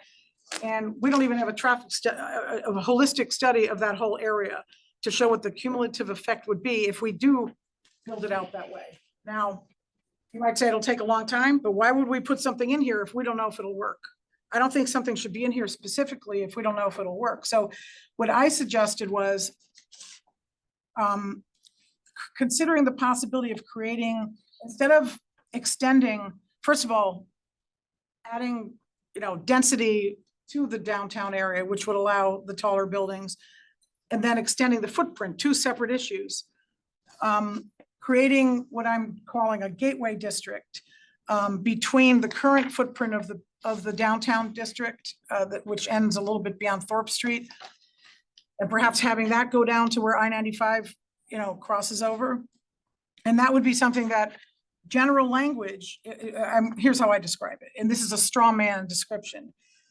Consider creating a gateway district between the current Center Design Business District west to the I-95 overpass after studying capacity regarding traffic volume, parking, and flooding, to transition to the downtown area using architectural design standards, encouraging walkability and appropriately scaled mixed-use development that will maintain property values in the abutting residential areas. And there could be more language that could go in there.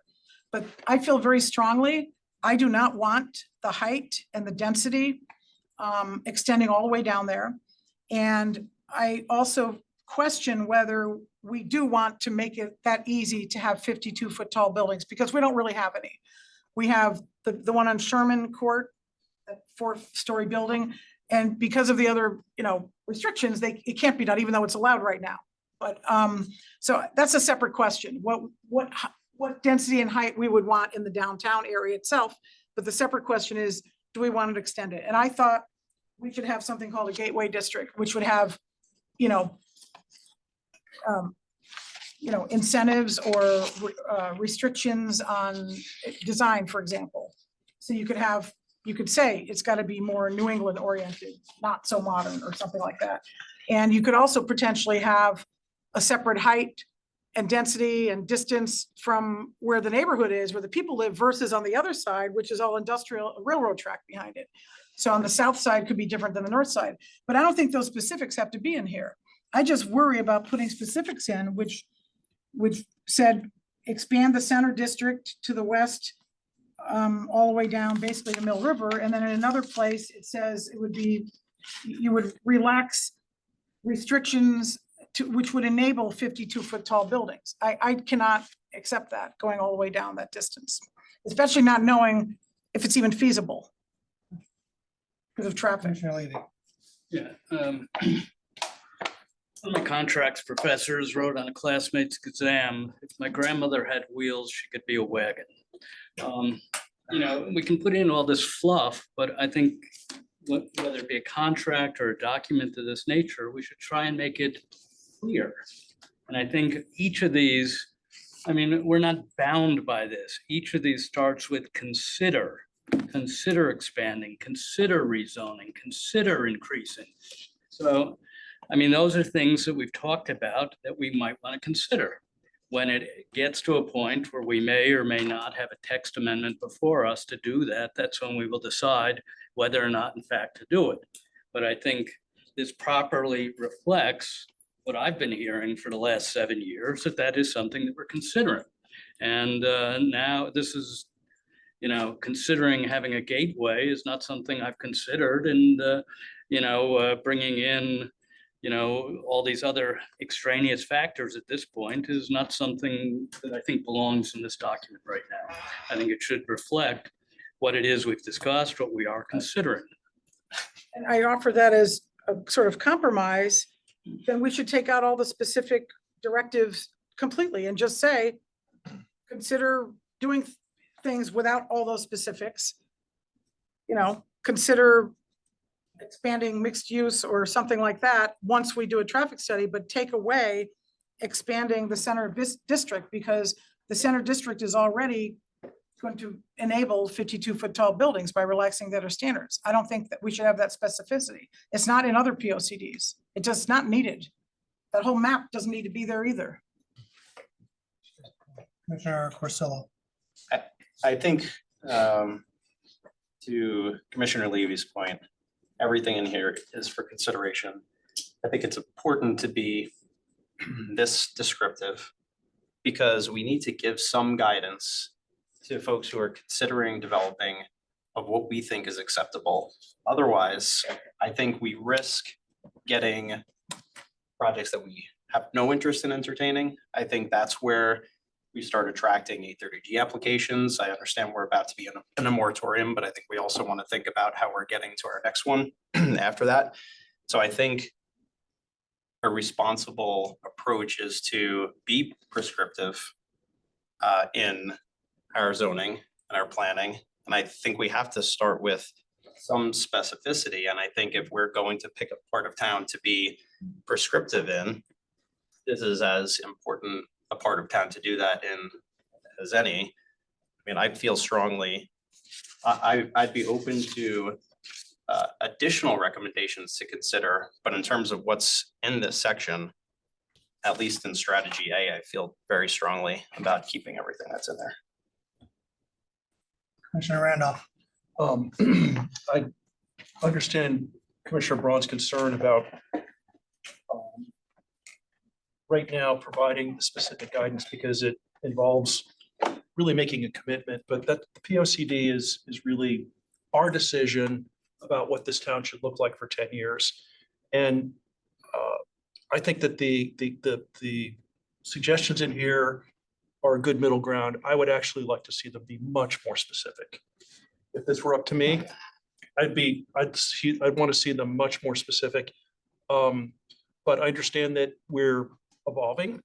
And to your point, Commissioner Braun, so a couple of things that you raised and we've gotten plenty of feedback this week on our traffic and, if you will, design looks. There are on page 44, section B, on page 96, B1, traffic is addressed as the suggestions. We should have comprehensive traffic studies in there. That is addressed. We've gotten, and I can show you specifically where it is, but it's a concern. It's a legitimate concern. The POCD has a suggestion in 2 places for traffic. For the architecture, which, as you guys know, is near and dear to my heart. It's and it's again, something we've been getting, keep this town looking New England. Well, we're really a post-war town. I think in our heart, we're a New England town, but we're a post-war town. But people, what? a post-war town. What does that mean? Most of this town was built after 1948. These houses are not, we don't have a big historic district. We've got very small historic districts, but that's who we think we are, which is important. So in our soul, we're a New England town, and we want to be more of a New England town and adopt that look. On page 23, strategy B and C address that. On page 62, strategy D addresses that. So I think the concerns about traffic and appearance are legitimate, and really the topic that we've been getting a lot of feedback on the last weeks, but the POCD does address it. And I think that we need to make a decision here. We just issue another document with no specificity in it. It's going to be useless. And part of the reason the town looks, frankly, as eclectic and disheveled as it does, because no one has made decisions on things. Developers have come in, we've approved things in an incremental fashion. I think what this POCD tries to do is take a comprehensive look and create some guidelines. Now, I know you don't like the height, but I think the reason you don't like height is because we haven't studied it. We haven't studied it. I've started studying it myself, but we owe that to you absolutely to study it. And that is in the POCD suggestions to study it. It is addressed. It's not something we've discussed at length, but it's in here. And it's an important concern. I share your concern because I don't want this town to continue to grow in an eclectic, haphazard fashion as it has over the last 50 or 60 years. We've got some good stuff, but there's a lot of bad stuff in this town. Well, not terribly bad, but just strip malls, unattractive things that people don't like. I think this POCD, these specific guidelines really prevent us from doing some of the bad things. But we need to do a study on what the impact of that is, and it is called out on page 23 and 62. So I think the POCD does address your concerns, which are, I agree. I don't think it does, but I'll let My other. only concern though is when you say even your suggestion, I'd like to have a gateway district, and it's like, well, okay, but what does that look like and what is it? And We don't describe it in this. That would be a regulation we would pass later on. I know, but I think between the two, between your suggestion, a gateway district that is undefined and unknown versus us giving some guidance as to what we're thinking, it strikes me that giving the guidance as to what we're thinking is the better course of action. But you're leading people down the path to saying our guidance is 52-foot tall buildings all the way down to Mill River and Sasko Hill Road on both sides of the road. It's just, it's not, That's the guidance that's in there. well, it's not just that though. I Yeah, mean, that is what's there. I understand, but the district is not just a height district. It's other It's aspects to it's it. a as whole well. lot of density. Okay, but I mean, my point though is, I'd be more inclined to include language that is a little more specific than you're suggesting. And we pulled back, but I think we need to give guidance as to what we're thinking. If you're suggesting I want to have a transitional zone or a gate zone, Right. but not giving like an idea as what that looks like. That is would be helpful, helpful. but I would like buy-in on having a transitional zone rather than extending, first of all, densifying the downtown, then extending the footprint. We had discussed this on day one before some members were here on the commission. That there's 2 issues. One is how far are we relaxing the actual current downtown center district to enable the height and the density? And the second is, how far do we want to extend that? So 2 separate questions. I'm talking about the extension portion. I get you. I understand. Okay. Any other commissioner, hold on, we'll go to Ford, Harrison, and then back to Randolph. So on this specific paragraph 3 here, expanding this, the center design business district west along Route 1. I mean, my comments are kind of maybe, so here's, we may not be bound by the language in the CD, but, you know, these are invitations to developers.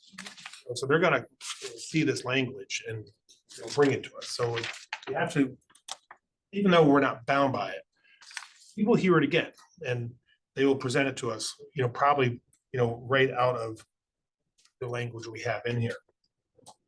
I don't think people move to Fairfield because it's post-war. I think they move to Fairfield because they believe it's a New England town. You know, so it might be a fact that we're post-war because the buildings were built, you know, after the Second World War. And that's reflected, just look at the Black Rock Turnpike, you know, there was no plan there, you know, from Coons Corner all the way up to the very top of the district. So every, you know, you see with our own eyes, the parking lots are offset, they're on the street, they're, you know, they go back and forth, there's no uniformity. You know, and that, I think that's probably the classic example of, you know, not having, you know, well, maybe we didn't even have regulations in the 50s. I don't know if we did. I don't think we did. And, you know, so that's, you know, that's our cross we have to bear. But,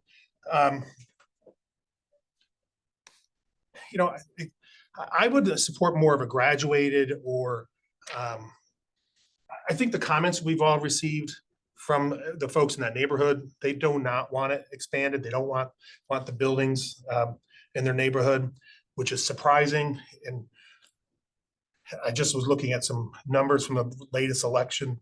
There was someone on this commission who ran on a platform of not building these buildings in town, but in District 10, where this stretch of the Post Road resides, you know, they voted 61% for Jennifer Leeper, who's, you know, supports this type of development. So Well, let's you not can't- go, let's not get too into that kind of well, stuff. but you can't have it both ways, is what I'm trying to say. You can't say, you know, these policies, you know, support my vote, and then come in here and email us and saying, I don't want it here. So it's very difficult to reconcile. And but I agree with them. I think there should be maybe a more graduated approach from the center flowing towards Southport. You know, that would, and I don't know how we would, you know, put that together. But I think a blanket, you know, just expanding the zone down Post Road West is we're not, that's not gonna get a broad support from the residents. Alexis? Yeah, just really quickly, to Commissioner Randolph, I appreciate and value your professional expertise. I really do, and I think you're very thoughtful, and you almost had me, but no, I just, you know, after the feedback that we've gotten from neighbors there, they live and breathe the congestion, the traffic down there. I just, you know, our P O C D is supposed to be guidelines, it's supposed to be goals, roadmaps, not very permanent language that will permit 52 feet of buildings down there. It'll have a canon effect. I mean, I would like to explore what Commissioner Braun said about maybe something more transitional, maybe a gradual gateway district that does allow a bit more, but maybe limits it. I think there's more of a compromise here. And I don't live too far away from that area of town, and I'm here on weekends, nights, during the day. There's lots of traffic on Post Road all the time. I will tell you, it doesn't really stop that much. And I think this would just exacerbate an ongoing issue that we've been seeing. So I will not support this. Randolph? So I'm specifically addressing Commissioner Braun's red line, which essentially struck out all the specifics, which I disagree with. I think that if you look at, and it's numbered page 23, it says establish a maximum height of 4 stories, but increase overall allowable. So that's establishing a maximum height. It doesn't say allow all buildings to be 52 feet. It's saying establish a maximum height. So that gives you the allowance to have other size buildings. Now, it is an invitation to developers, but it also says in here on, I believe it's on page 62, do a study. I think that is critical. We need to study this. I think we're not going to solve what this looks like now. It's not the right place, but if we agree that we need to study this more carefully, thoughtfully, and there are other municipalities who've done this, right? You know, a lot of the feedback we've gotten is that this doesn't match, it doesn't work. That's something we can solve, not at this table, but we need to commit to doing that. And I think we're all in agreement that that's needs to be done, but striking language out then leaves it open to much broader interpretation. That's what a POCD is. But it With says, it frontages. says I know establish, what you're it says trying to- establish a maximum height. It doesn't say all buildings need. to be- Maximum height means you can build to that height. We turn things No, down it because says they- establish a maximum height means in the district, doesn't mean all buildings are at that level. We we can, don't turn them down if they are under maximum height. us to turn it down. Pardon me? No, her point's well taken. I just wanted to, originally, when this all became part of the conversation, I think it really feeds to Commissioner Ford's point. We don't want more of Black Rock Turnpike. We want more of the form of our downtown Fairfield. And that's what the Center Design District regulations do. They bring design guidelines instead of what you would see on the Black Rock Turnpike, which is Design Commercial District. So it changes it to a district that has design guidelines, it has architectural guidelines, it has a form that is closer to the street, that is more walkable. And that's really the intention of wanting to extend the center design. And we can district. do that without the height and as much density. We can still do that. Just have it not as much as downtown, a transitional area. It doesn't have to be all or nothing. It doesn't have to be downtown or what it is now. I'm proposing a transitional district that we can design any way we want with all those guidelines. Commissioner Corso, then I'm gonna jump in. A couple of things. You One, first then. I think right now, we can talk about, I think we're combining a few issues in this section into one. We're talking about traffic, we're talking about heights, and there's some relationship if we're saying we want to do all of those things, but the big traffic generators are retail uses that are currently allowed as of right along that stretch of Post Road in the design commercial district.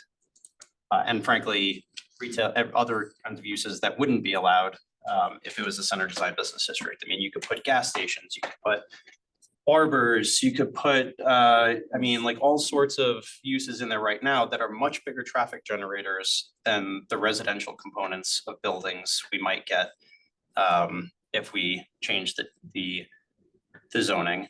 And frankly, residential is allowed to some extent in design commercial district already.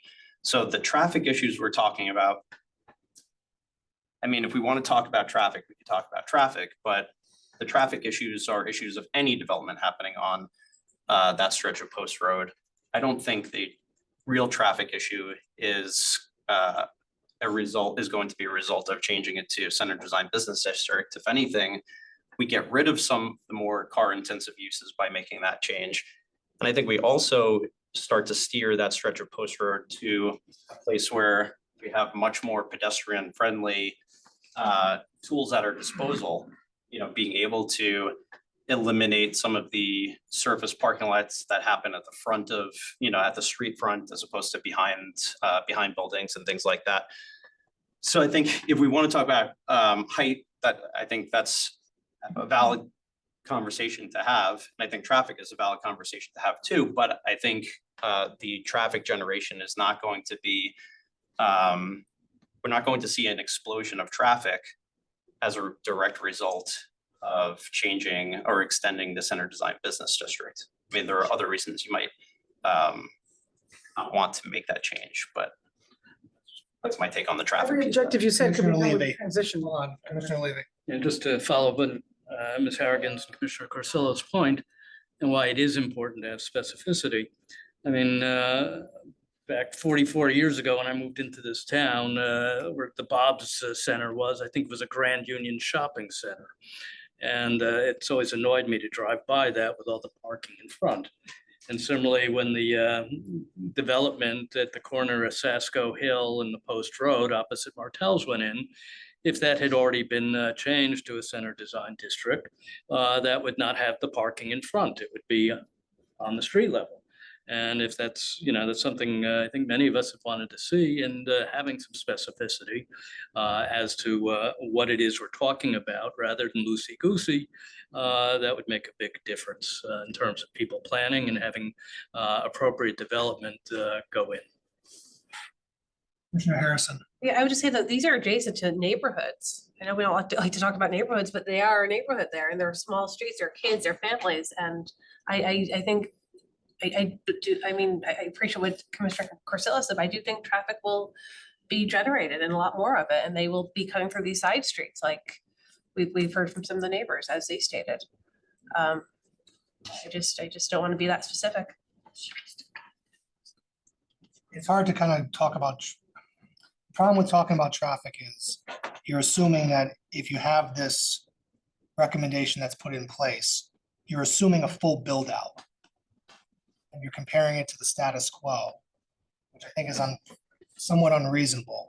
You know, even now, it's probably not built out as fully under the current standards as it could otherwise have been. So I mean, it's hard to, I think we have seen some traffic studies, or at least in Black Rock with the state and what they've done. We've heard it with Porsche. So I mean, I think we have those kind of things that are built with ability. But I mean, to me, the specificity I think is helpful because it, like I said, it allows people to realize, kind of see what the vision is for the area.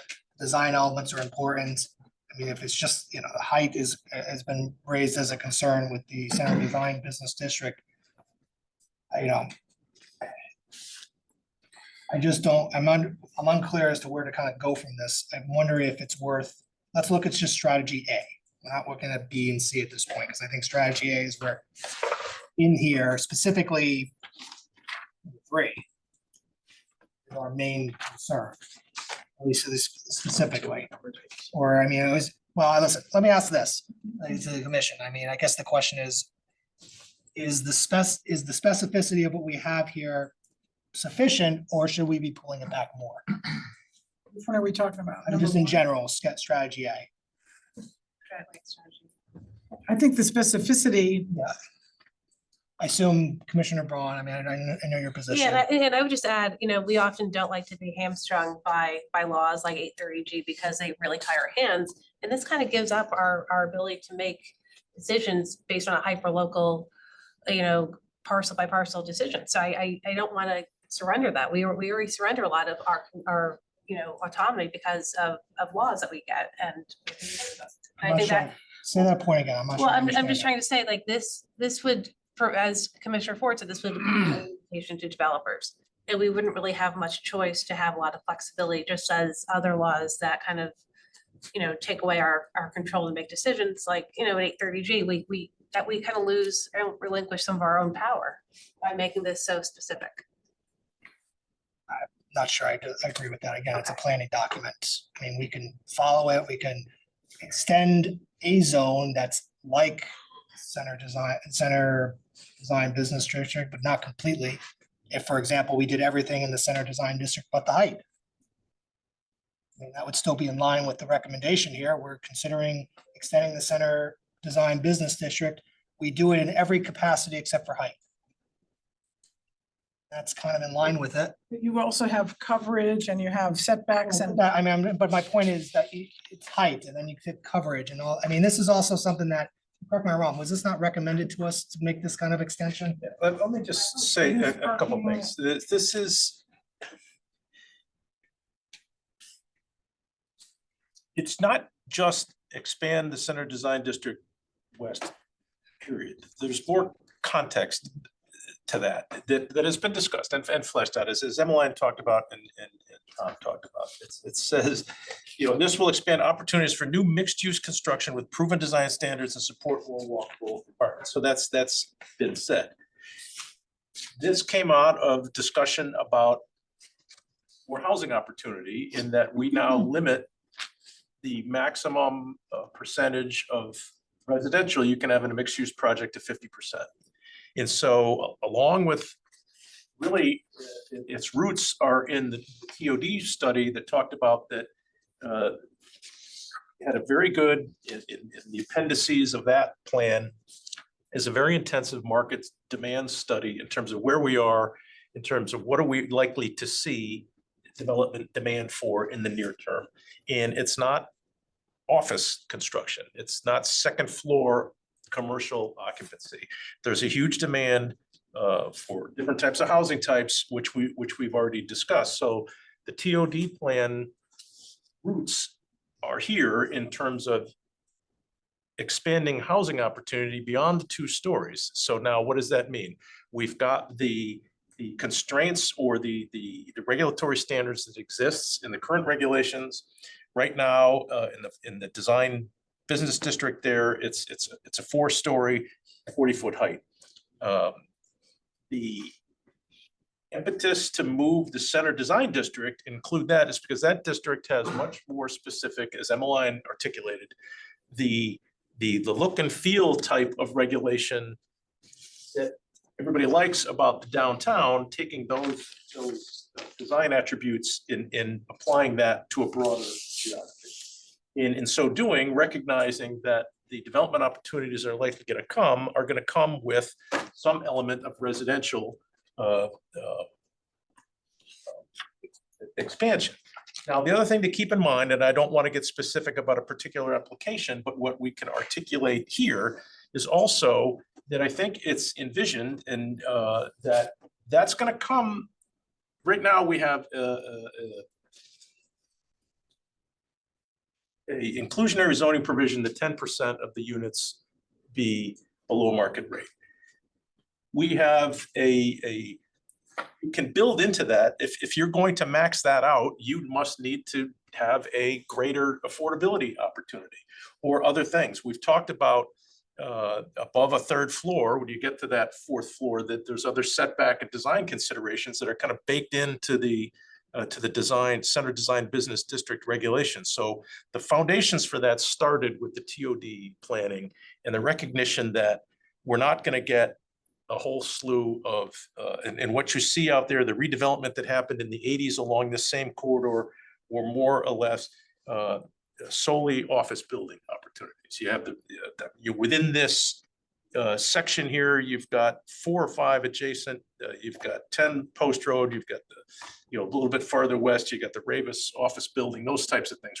There's no demand for office space right now. And then, to add to, again, potentially updating the center design, making it in line with our the recommendations given, potentially expanding it should we decide to. Again, this is a planning document. It's not something that we are bound to do and we can change and we can adjust. We don't have to do it completely or in totality. But I mean, I don't think we give up our control over this by putting in language that specifies where our vision is at the very least. And should we adopt that provision in a certain way, whether it's completely going the center design district down or partway down or some differences in the expansion, that's using our authority, I think, properly. And the concern I would have is, we want to make sure that we have a area down there that is developable in this market the way we want per our regulations, so we don't have another Umpqua. That's what, is the other kind of thing. P30G was mentioned earlier and inside. I mean, I think we want to be able to say in our vision here that expanding westward is our vision. We're looking potentially at the center design district as a guide. And again, this is a vision. This should only be a guide. And frankly, if you want language in there that says a guide or something like that, so be it. But, what we want to be able to show that the vision is developing this area, respectfully and professionally, responsibly, giving them a vision as to where we want to go that can fit, what our standards are, what the market is. So again, we avoid what we have to deal with in Umpqua. Can I just say one more thing, Mr. Chairman? I'm sorry. Commissioner Braun, What's that? you and then Braun. Sorry. And what I neglected to say in my last potentially inarticulate statement is to kind of, again, helpful to go back to where we've been. Before these recommendations were manifested in a draft, we kind of discussed that, and you will recall, many of you were there, all of you, I think, were there at the open house meeting we had before we even presented a first draft in October of 23, where we kind of tested these. And if you recall, if you were at that meeting, we had boards of, hey, these are potential recommendations we're coming forth with. And people circulated through that whole meeting and were able to vote on certain things. And by and large, we got positive feedback from this. Now, I know things have changed. There's more tension in the discussion with the pending application that's out there, but this was presented in a pretty No, well you're- attended. No, that's important because. So, it's not so like we, you know, we did get some initial feedback on this. Hey, is this okay to include in the draft? And the general feedback we got was yes. So that doesn't mean it's set in stone no, and but- we can't change anything. I just, It means we came from this from some public input. It's not as if we yes. decided this on our own. I was at that and I don't recall ever seeing anything that said this. Maybe it was there, but it was hard to see because when I went to each workstation, there were so many people around, you couldn't really hear what the person was saying necessarily. But aside from that, you know, the devil's in the details. If this is what our direction is, and this is what our guideline is, we're telling the people in Fairfield, we anticipate 52-foot tall buildings with no side setback all the way down to Mill River on both sides of the road. That's what we're saying. That's our direction. That's our specifics. My transition zone that I was proposing is kind of like a compromise. You can get all that design stuff done. You can put some specifics in there, architectural design standards, all that can be done with the transition zone. I do not agree that we should have specifics, which would allow something that I don't think we can even, it's not even feasible. We should not have a specific there that would be so devastating. Everyone knows there's a huge traffic problem. There's no proposal to alleviate the traffic volume. This would make it only worse. And you would have, we don't know what the development activity would be. We don't know how many people would come in with a large development on either side, you know, maxing it out. And I feel like this would marginalize all the neighborhoods from Thorpe Street down to, you know, where Sasco Hill Road, and we shouldn't have it. If we're gonna have specificity, it should be on a scaled back vision, and then we can have it. Either that or we should take it out. And again, other towns do not have the specificity. Randolph and then leave. Yeah, I respectfully disagree. Other towns have more specificity. Darien, Wilton, that's why they look better. We look eclectic because we've had very loose guidelines. So I think that we're all in agreement. We want the town to look better. And then back to traffic. There's a misperception on the traffic process. If a building exceeds the traffic volume or doesn't meet the requirements of the state, it gets rejected. They don't have carte blanche to build anything they want. You can't build a project and will not get approved if you exceed the traffic volume on the road. It's just, everyone thinks that, oh, once we approve this, you're opening up the possibilities to all traffic. That's not how it works. You do a traffic impact analysis. And if the traffic impact analysis exceeds the capacity of the road, the project will get rejected. It will get rejected. So there's all this concern about traffic, but it's misplaced. The traffic, this doesn't give every project carte blanche to go ahead. It still has to meet the traffic requirements, and this is a state road, so they're more restrictive. So that's a misperception. But back to the specificity, other towns that are cited, Darien was cited, Wilton has a really good form-based code. It's much more specific than this. So we've got to start at a place, and I think we're all pushing in the same direction to have things be more reasonable, more thoughtful. This is a starting place, and I think, but it's not, we're not making a text amendment. We're not making a zoning map change yet. I think this is a starting place, and I think we as a committee have to as a commission, have to make a commitment to taking what's here and making it more specific so it meets all of our criteria, because I think we all want the same thing, and that's to have a town be more, if you will, New England. Much of the town is, our heart and soul is a New England town. We want to kind of aspire to that, make things look more that way, and that means pedestrian-oriented traditional development, which right now is illegal under our zoning. You can't build the buildings we all love under our current zoning because it's got parking requirements, it's got height restrictions. All the buildings we like generally are illegal under our code, and that's what we're trying to adopt the code so we can build the buildings that we actually like, that have those traditions that were built before cars were the dominant consideration. So I Hold guess on, I'm hold on. saying- I'd like to bring this ahead at some point, but Commissioner Levy's up. Very briefly, I live a half mile from the center of town. are weekends where I don't even move the car. And if you look at the number of people that walk to town rather than drive to town, that should impact your concerns about traffic, because I think Our younger children can't walk that far. Excuse me. Sorry. I know, but thank you. my point is simply, we're looking for a more pedestrian-friendly community. And something like the Center Design Business District is certainly more pedestrian-friendly than what's out there right now. But that could be done with what I'm talking about, a transitional zone. I think it's important right now to get something on paper. I don't think so. If we, Okay. all if right, we so- have zoning that, we get 830Gs because developers can't build what they want to build within our parameters. If we have reasonable parameters, then maybe they will build something that is more acceptable to our plan. The whole Cleveland development, brick walk and all that, that's a reasonable size. It's not too high, it's attractive. I know that they had parking availability, which enabled them to do it behind there, but I cannot commit to putting specific directives in here that we know we're gonna pass, that's gonna drive more applications than we've gotten already on something that we don't even know if it can be done. And when you're talking about traffic, you know it's gonna add to the traffic. Whether it satisfies DOT doesn't matter to me. There's a huge problem there, and if that volume is not going down, there's nowhere for the cars to go except on the side streets. They can't go on the railroad tracks. They can only go on Sasko Hill and cut through. And this is what allows that. This will marginalize that entire strip from Thorpe Street to Sasko Hill Road. I don't think if you're gonna have specificity, do a step down zone or a transitional zone.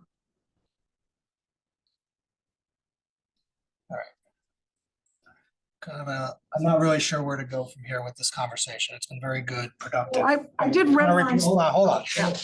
I repeated a lot, but it's worth repeating because it's important. So I don't know if, I'm not sure if there is a consensus on strategy A in its entirety or parts of it or anything like that. I haven't gotten a sense of where kind of to move from here with strategy A. That's kind of been the meat of what we've been discussing. So if there isn't consensus at this point, then maybe moving on would make the best sense. Well, I guess that's the sense, is I can just ask in general, and I don't know how effective this is gonna be, if people are comfortable with the language of strategy A as is. We have addressed this previously. We have edited this last few times, I think. So I can ask that question and just see if there's a consensus on that. Commissioner Levy? You ask if there's a consensus on 1, 2, 4, 5, 6, and 7, and then treat 3 separately. I would second that. Okay, I'm happy. I'm sorry, which numbers? No, I'm gonna do it. So, hold on, I'll say, I think that's why I'm asking for a little help and direction. Let me ask this for strategy A, for numbers 1, 2, 4, 5, 6, and 7. So all of strategy A but 3. But 3. I don't have a 4 or 5. I have a comment about 4. It's everything but expanding. Oh, I'm sorry, I'm on a different page. 22. We haven't discussed 4, which is the Grassmere area. Sorry, 1, 2, 4, 5, No, and 7. we're still on the page 22. Maybe that's home for all, right? Yeah, page number 4 on page 22. The blue page that has the pink map on the bottom. Yes. That's talking about rezoning Grassmere and converting A to B zones. Which shows up on diagram 13. And also talks about converting B to Z zones in figure 14 on the next page, which is, so New England Avenue and Grassmere, the other one, I can't tell where the other, I don't know where Nichols Street is, but converting. Street is by the police station. Oh, that's downtown there? Mhm. So that would be converting A to B downtown near the police station and converting B to C. So A to B means you go from single family to duplex. B to C means you go from duplex to quadplex throughout the zone. So I have a problem with that specificity too. I just think putting this in there, you're on a moving train for development, for regulations, and I don't know if it can accommodate it. I think it's too specific. It's not necessary. with a lot of things we've been addressing and hearing from public was the phrase gentle density has been suggested and supported. And these are, I think, good recommendations to actually address that instead of just saying we want gentle density. But we can do regulations when we want, where we want, how we want, anytime we want. We don't have to put it in here in those specific neighborhoods without even knowing if they can accommodate it. I We think also, I mean, whether it's in there or not, you can do exactly what you just said. we just passed a gentle density law with regulation without it needing to be in the P O C D. Okay, and all we need to say really is just review areas in the vicinity of transit to see if we could accommodate zone changes to enable more middle housing. We could just have general language like that and then pursue it. Putting I it just down don't- there, Yeah, I know, but to me, it's like, well, you could do that, or you can actually give some guidance as to what the vision is. If I could as well, I think this also was born out of our meetings with the Affordable Housing Committee Mhm. and requesting our commission to look at these changes also. right, I don't think we need the specifics, it's not in, it doesn't need to be done. Any other biggest thoughts on it, on the 4, 5, and 6, 7? Let's go forward at least to see what our thoughts are with everything in strategy A, but not number 3. Understand? Mhm. Is there a consensus in moving forward with this current language? Oh, sorry, yes. Okay, Which, sorry, which number? everything The but language of three. 4, Everything 5, but three. 6, and Everything 7. except 3.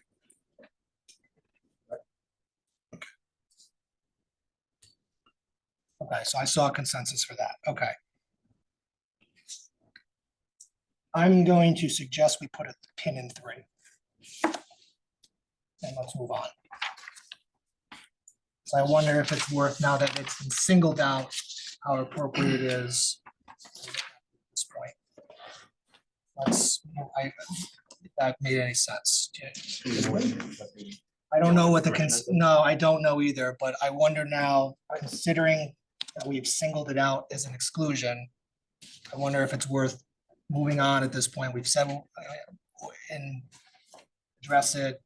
I don't know. Any thoughts? I'm just, A compromise might be, to Kathy's suggestion. I understand the concern that there may be, a street wall that goes all the way, to Westport. I'm sorry, I can't hear you. A street wall that. Street wall? A street wall of buildings, high buildings, the whole way that. You're talking about like the canyon effect. Yeah, Okay. you're concerned that there's gonna be canyon effect, which it's very unlikely to happen, but I understand that you're concerned. So perhaps we can add language saying that there might be provisions for a step down in height.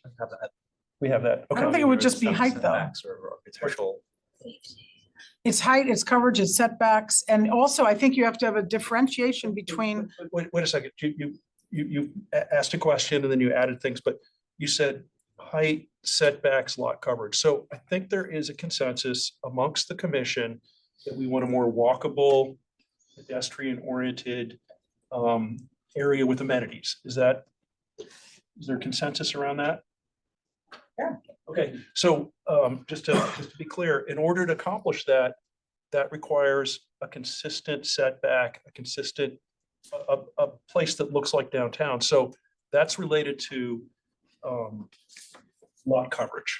So the lot coverage provision on here is, if we can accommodate your requirement to basically say there might be a compromise in height at some point based upon a future detailed study, would that satisfy your concern? well, there's a few things to look at, okay? And one is the difference between the north side of the post road versus the south side of the post road. The north side has no houses, no neighborhoods. That's different. That could be probably taller and more dense. The south side is completely different story. Those neighborhoods will be marginalized. Into detail that right now we're trying to come up with conceptual objectives. And back to my suggestion to have more specificity, if we had an additional study that looked at this, we would address questions like that. And there is provision for an additional study in here. So I think the P O C D does address your concerns. Perhaps we need to emphasize that more, but you don't want a uniform canyon. Understood. I don't think any of us, it's something that I understand has to be evaluated and explained, but if we make a provision for some type of flexibility in the height, would that address your concern? Are you saying that that would be in the center district as well? In any extension of the center design business district, we reserve the right to evaluate the height. Something along those lines, to say that we acknowledge your concern, really. Yeah, I think it could be more than height without, How about this? For number I have to three? really explore that and understand it better with. But that's what we want to do. I I know. totally Let me- agree. I can't do it ask a today, but I would like to discuss it further to understand what, there's 5 or 6 criteria that go into any development, height, setback, coverage, parking, everything else. I wonder if I can make a suggestion and see if they'll get consensus. I'm not, it's not gonna be full consensus, like grant you. What if number 3 read is the following? Consider expanding the center design business district in whole or in part. Mhm. To the west along, et cetera. I don't know what that means. I don't know how else to say. Consider expanding the center design district in whole or in part. The concern is that you don't want to just simply take what's on the center design district and just move it to the left. Bifurcated. Like, Well, not bifurcated. It's to be clear that it's not just the envision is not just to do that, but it's to identify at least the center design business district as a guide. And envision that potentially moving west in whole, so in total, all of it, or in parts. Some parts of the center design business district. so then you're talking about a transition district. You're talking about not the center design district criteria, you're talking about I'm something. saying that gives us more flexibility to determine what it is. Commissioner Levy? Or perhaps a compromise might be consider expanding a center design business district type, or make it, consider expanding or creating a center design business district consistent type. It could You know, be basically expanding saying the that that center would- design business district or some other transitory district. Basically, no, I don't know. And we also wanted transitory, to but east, I thought too. Yes. Yeah, I mean, I thought we discussed the east as well, but that's, why I'm don't we just say adding, comparable. I'm adding more stuff to it. I'm sorry. Comparable district. Can I make a suggestion? I think when you get beyond A to strategy C, where we actually talk about the height, if there's concern about that being a blanket across the board height, perhaps that's the area where you can create space to to have a height that's not across the board. Potentially. I mean, I'm just trying to get a sense of where we are. Well, can I ask Mr. Wendt a question? Because when we've talked about these things before, there are a number of criteria that affect how high you can really build a building. Can you just explain what those criteria are again, so we understand it? Sure, well, setbacks are one. Setbacks meaning side, front, back? But by and large, the most restrictive is the requirement for how much parking you have to provide. Normally, in any kind of development design, how many parking spaces you can produce drives the overall size and scope of the project. There's FAR, which is floor area ratio, which can be a limiting factor. We had talked about that because, again, in the TOD planning that was done, the idea was, hey, we want to go from a 5-foot, what's allowed now in the center design district, of 5-foot massing to a 5-story massing to a 4-story massing. So it's an actual reduction in a story height, but encourage that first floor to be 15 feet tall to allow for a variety of uses in a modern design style, which makes a 4-story building impossible to build at 40 feet, so hence the requirement to suggest 52 feet. So it's an actual story height reduction with keeping the height more or less where the current regulation is. But to your point, floor area ratio, setback, and parking, with, in my opinion, parking being the most restrictive in terms of what the total size of a development could be. So the other strategies that we just took a vote on, they are relaxing all of those criteria in the center district, right? So it's not just height, it's a variety of criteria that all would result in either the ability to build a 52-foot tall building or not. Like we have Sherman Court has a building that's 4 stories tall. They, I assume, had adequate parking, adequate lot size for floor area ratio, and so they could build a 50-foot tall building, right? No, she's talking about the office. I'm just giving an example, right? The office building that's over 140 Sherman Street. a deck of parking. Oh, is that, the Sherman Sherman Street. office building that has the FedEx thing underneath? Oh, yeah, that one. Yeah. He loves a FedEx. So No, those other things are in, there aren't very many that are 4 stories. what you, Because You there's no didn't- office parking. you didn't agree in the consensus that was just undertaken to change. Those are in strategy C. Right. We haven't gotten there yet. But what okay, well, height alone is not the only factor. Correct. These other things would Right. allow it. So, That's why we've had, again, just talking about this corridor that we're talking about, 4-story buildings are permitted there. They've been permitted there for Right. 50 they years just aren't built because they don't have, because they can't Right. meet all of those criteria that get you to a 4-story building. but once, if we pass all these other strategies, which relax parking, relax floor area ratio, relax whatever, height or whatever, then you would have probably more of them cropping up in the downtown area that we have now at some point. You could, but it's not an across the board. I mean, parking, we're getting kind of specific with respect to restaurants in this plan. But yes, conceivably, Well, but we not, had, okay, not to interrupt, but on 15 Umpqua Road, we turned down an 8-3G that's on appeal. But before that, they applied for a building that was, how high was that? 4 stories. And we didn't like it. It was too big. It was gonna dwarf the community theater. So we turned it down. We didn't turn it down. They withdrew the Oh, it was application. like a conceptual.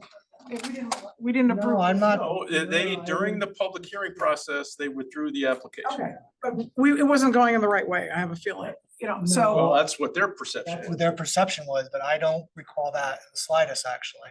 I Okay. remember us wanting to look at because it was a TOD recommendations as to what they were trying to implement. And we wanted to just look at this. We run out of time. We wanted, and they just pulled the application before we knew it. And then, I think went to an 830G that we now But have to live with. but that is something that we have to talk about. Do we want the downtown to be legitimately 50-foot tall all around? I think a lot of people opposed that because it was so tall and people were talking about the canyon effect back then. If we pass that regulation allowing, We're not at Relaxing passing enough. regulations, but, pardon me, not passing regulations. well, we had a lot of public comment back then, before the 8-30G, on the original one, that if you allow this regulation to extend throughout the downtown area with its current footprint, you could end up with like the canyon effect. Do we want that? So I don't think that will be the result, but it creates, eventually, it creates opportunity to do more than you could do today. mhm, Yes, I would agree with that, but you're not gonna see like flipping a switch and suddenly we're gonna have 5-story buildings everywhere, because as you stated, many of those sites aren't gonna be able to physically support it with the other design criteria that come into play, but those are all due to be changed in this POCD, right? all due to be changed. Height is a combination of lowering the story height and keeping the height relatively Right. where it is today. 52 feet. Downtown now compared to your expansion. Parking, again, you still have to appropriately park. Yes, we're talking about potentially, as we now have seen in actual built and occupied mixed-use buildings, that we don't need 3 parking spaces per unit for a large-scale residential unit.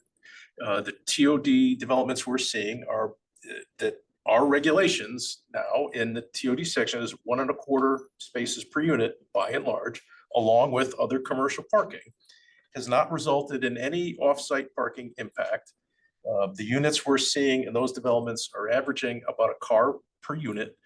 The other multifamily developments we've seen, particularly 8-30Gs, the average parking production and all of the built ones is 1.3 spaces per unit. Of course, there is no parking, so they have no choice. They can't have extra cars because that's how much space they have. You can't park on the road, you know, I mean, Right. It becomes self-regulating at some point. If you're a 3-car family, that's not going to be the type of living choice you're going to make. But all of those developments that we've seen at 1.25 or 1.3 spaces per unit have not resulted in off-site parking impacts. And Trademark was an actual real example where frankly, they were built over parked.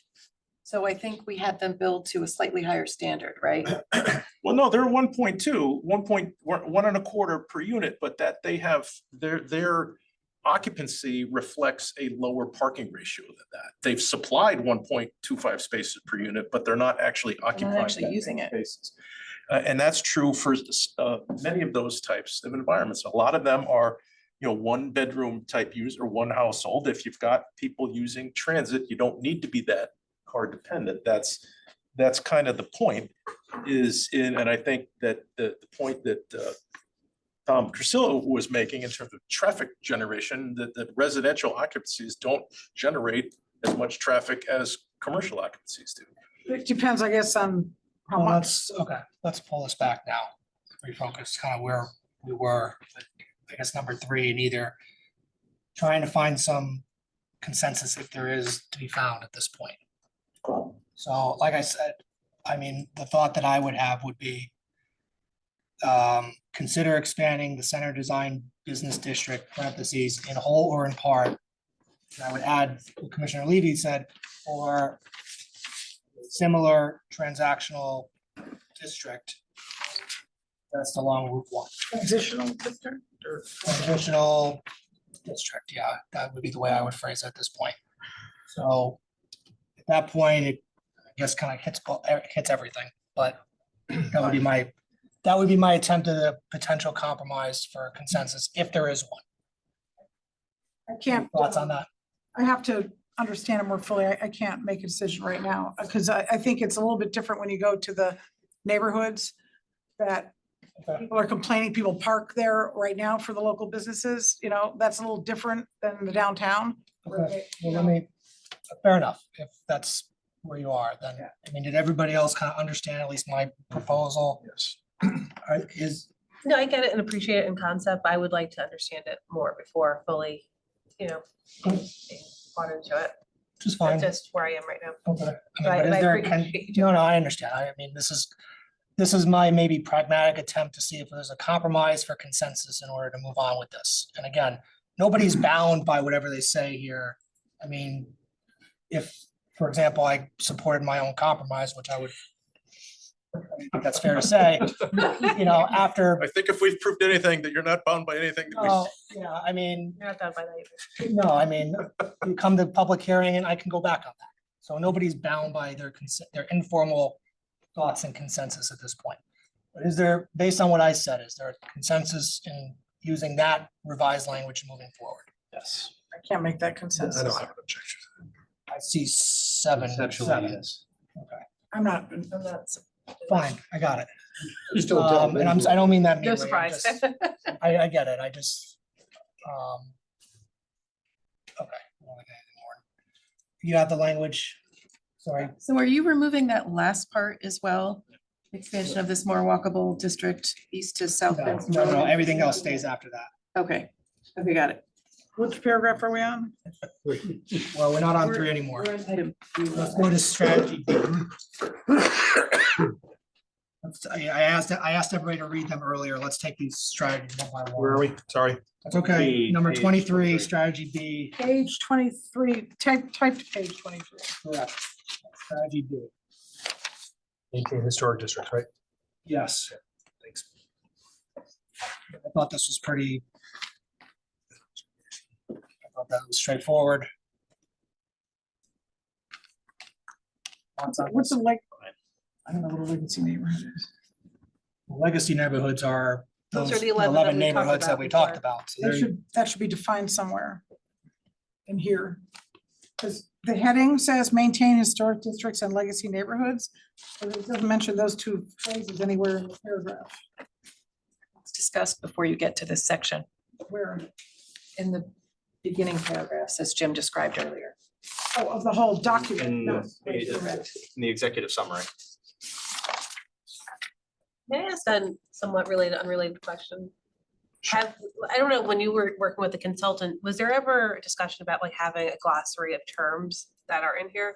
I mean, I imagine most people who are reading the P O C D are probably more technical or, they're developers or applicants. But maybe just defining, what a legacy neighborhood, what an ADU is, what dental density means, just so everyone is somewhat, I'm not trying to make more work, but I'm just curious if that would be helpful. Maybe it's not, I don't know. Well, typically you'd find that more in a regulation. And one of the things because it's been a while since we've looked at it, but one of the things that the consultant thought was lacking in our current was we needed a way more robust definition section in the regulations to cover stuff like an ADU or stuff like that. If you think there are terms in here that we need, we can do that. But again, I know it's difficult when we're kind of focusing in, and I appreciate and really applaud the effort to go through this as we're doing it strategy by strategy. But at the same time, you have to go back and look at it as what the context of the whole document is. So what we referred to, again, in the executive summary is the 11 planning areas, Appendix A, kind of considering those. People know, as you discussed, as when we were talking about that people have a feel for what kind of neighborhood they live in, what they call it. Whether we call it something different than they call it doesn't really matter. There's really a feel that there's people belong in a neighborhood, whatever neighborhood that may be. So that's kind of what we're referring to, is we understand that. That's what people feel when they live where they live, is that's their neighborhood. And so that's what we're trying to say here, is that we understand those, that we're not looking to disrupt those neighborhoods. And it's hard to define because it's different for, you may have a different definition than somebody else. Is there somewhere that explains? you. Like open space, for example, to me, that could be land that is completely undeveloped. To me, that's, to someone else, maybe it's like hiking trails and its amenities and, Correct. Yes, that's an excellent example. I mean, open space, yes, is land typically, from a planning perspective, is typically land that's set aside that's not going to be developed. Now, there's lots of land that's not going to be developed. A golf course could be open space, but again, we're digressing. But that was just a point, just, Fair enough. thank you. Sure, Brian, go ahead. I guess I don't understand strategy B, because it says maintain historic districts and legacy neighborhoods, but it's not really describing any of those. It should at least have a footnote or a reference, because somewhere in here, I think there is some reference to historical neighborhoods, historical districts. But it's not before this section. On page 1. I don't know where it is. Maybe we can just reiterate Page Old one Post Road about the word Association Southport. priorities. Riverdale. again, it's in it, yeah, it's in the last paragraph for appears at page 1, but again, it also. Page 1? But it also within bullet point 1 is trying to articulate what that means. About historic areas? Where is that? It's not historic, like with a capital H, it's just kind of the historic. It says districts, yeah. Legacy from our ancestors. Well, no, this is saying maintain historic districts and Yes. legacy But neighborhoods. if you read the three Is it? strategies, one talks about well, you learned it for yourself, but number 3 says continue to support efforts to preserve, protect historic districts. So that's specifically. I think referencing historic districts are pretty clear about the specific. Are we describing them somewhere in this document? The historic districts?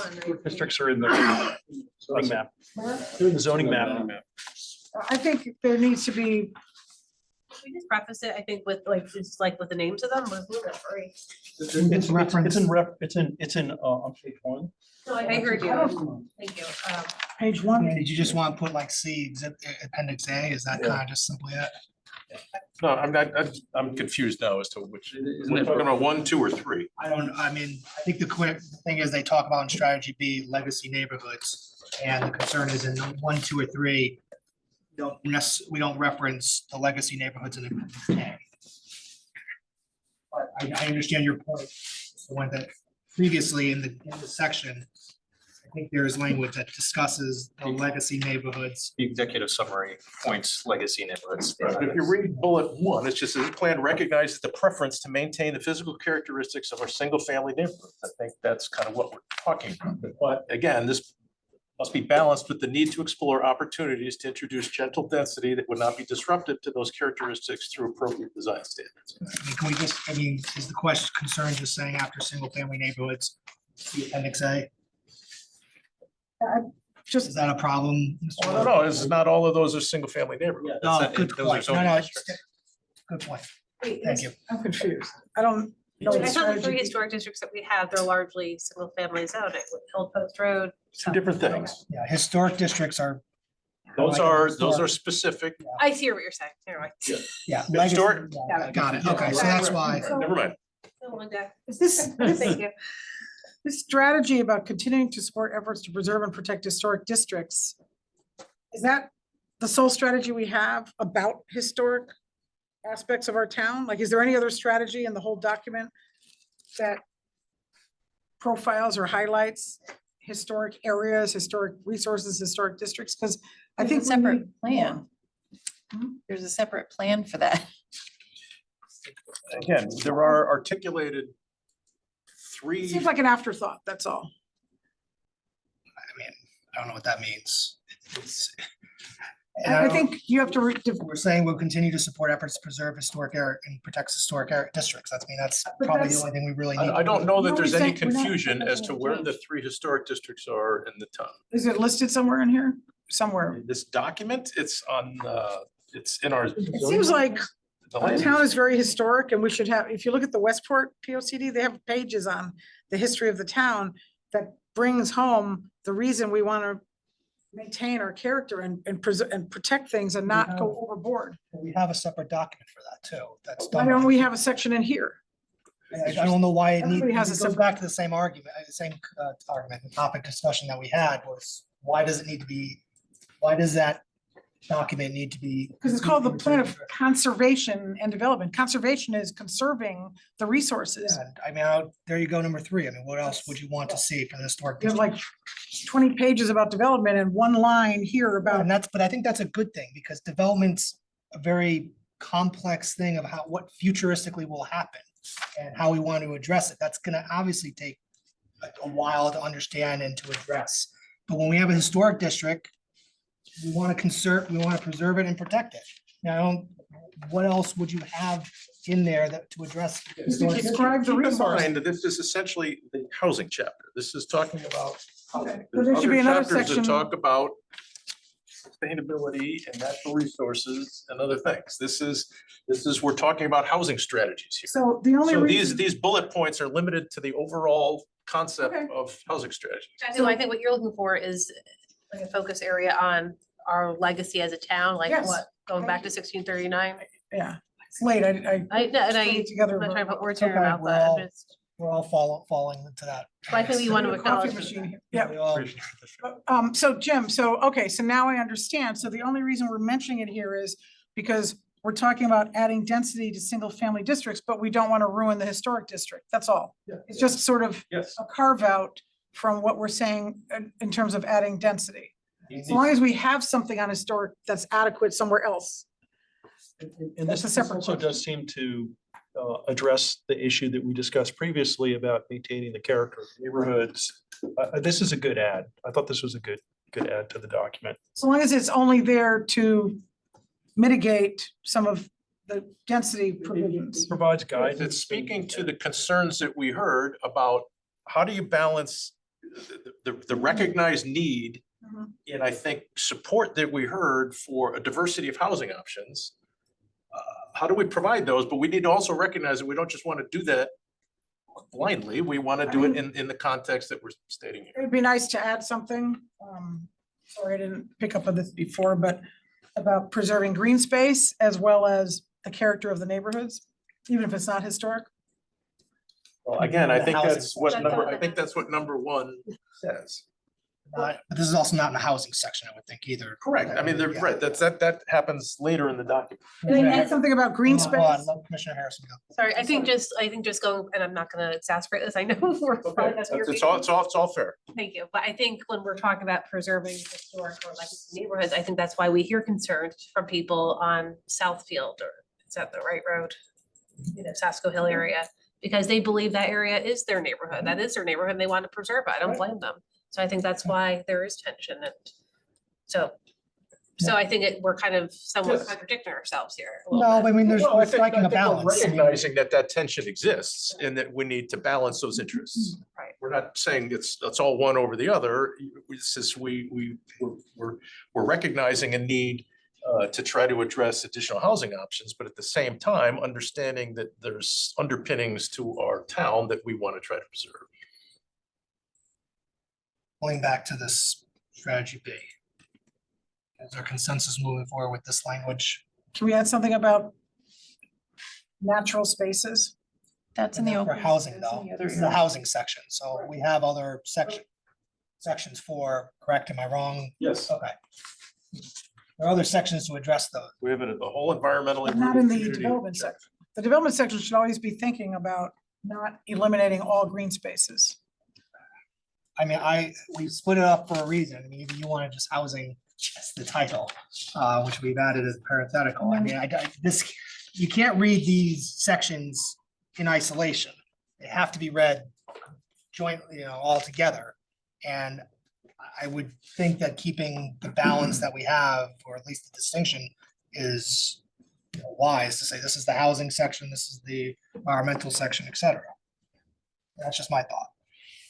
Commissioner Porcello. Yeah, I mean, the environmentally rooted community recommendations touch on some of I think they're good call outs, but it talks about preserve and enhance town green spaces, acquire adjacent parcels where appropriate, enhance tree plantings, maintain the town and street canopy on public and private properties, increase the canopy, revise zoning regulations to support the goal. So I think those are appropriate considerations, but I do think they're addressed in the environmental chapter. Yeah, and Kathy, just to pragmatically to address your concern, my informed guess is that all development that's going to be occurring in the next decade will be in brownfields.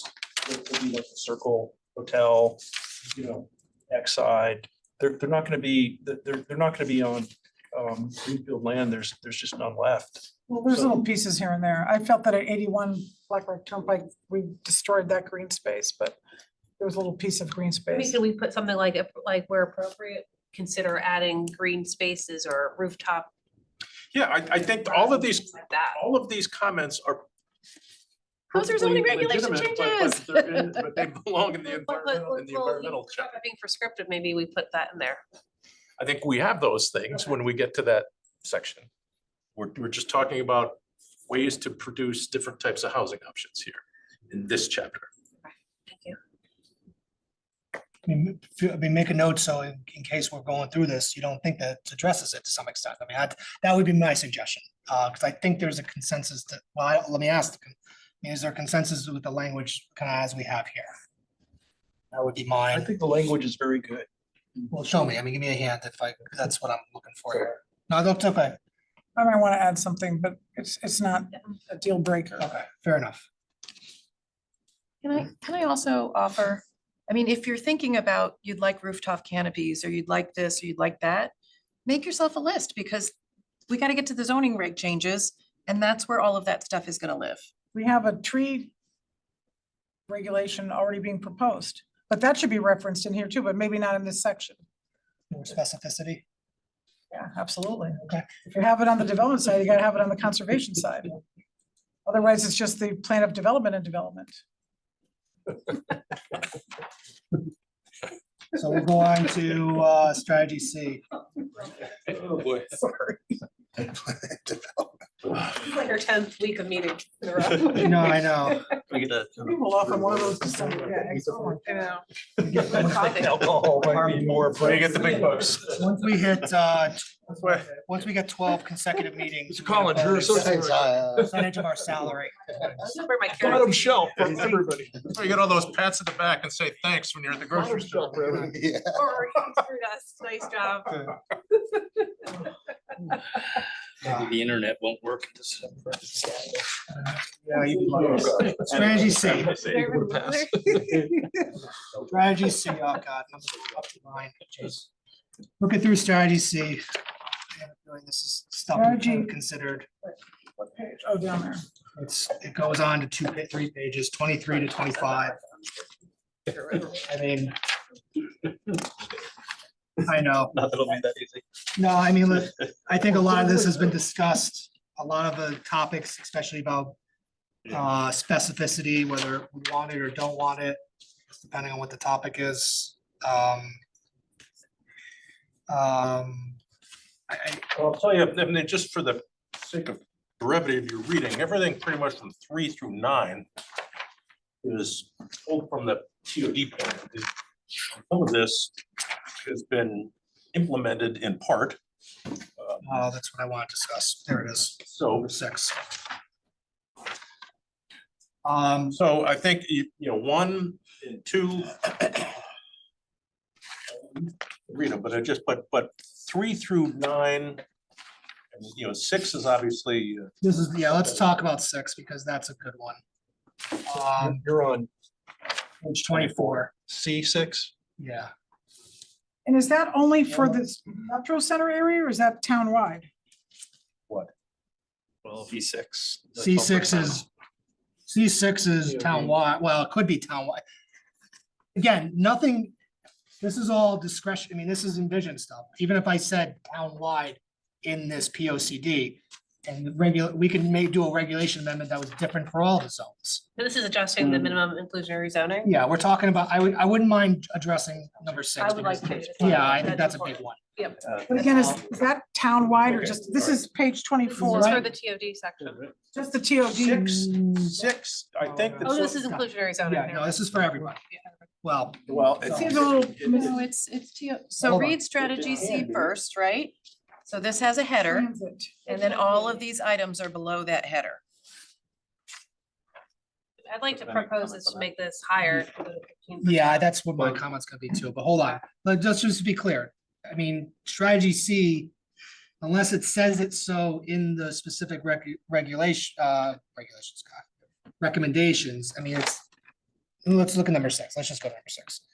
Number 6 is the increasing minimum inclusionary zoning requirement, affordable housing units to 12%.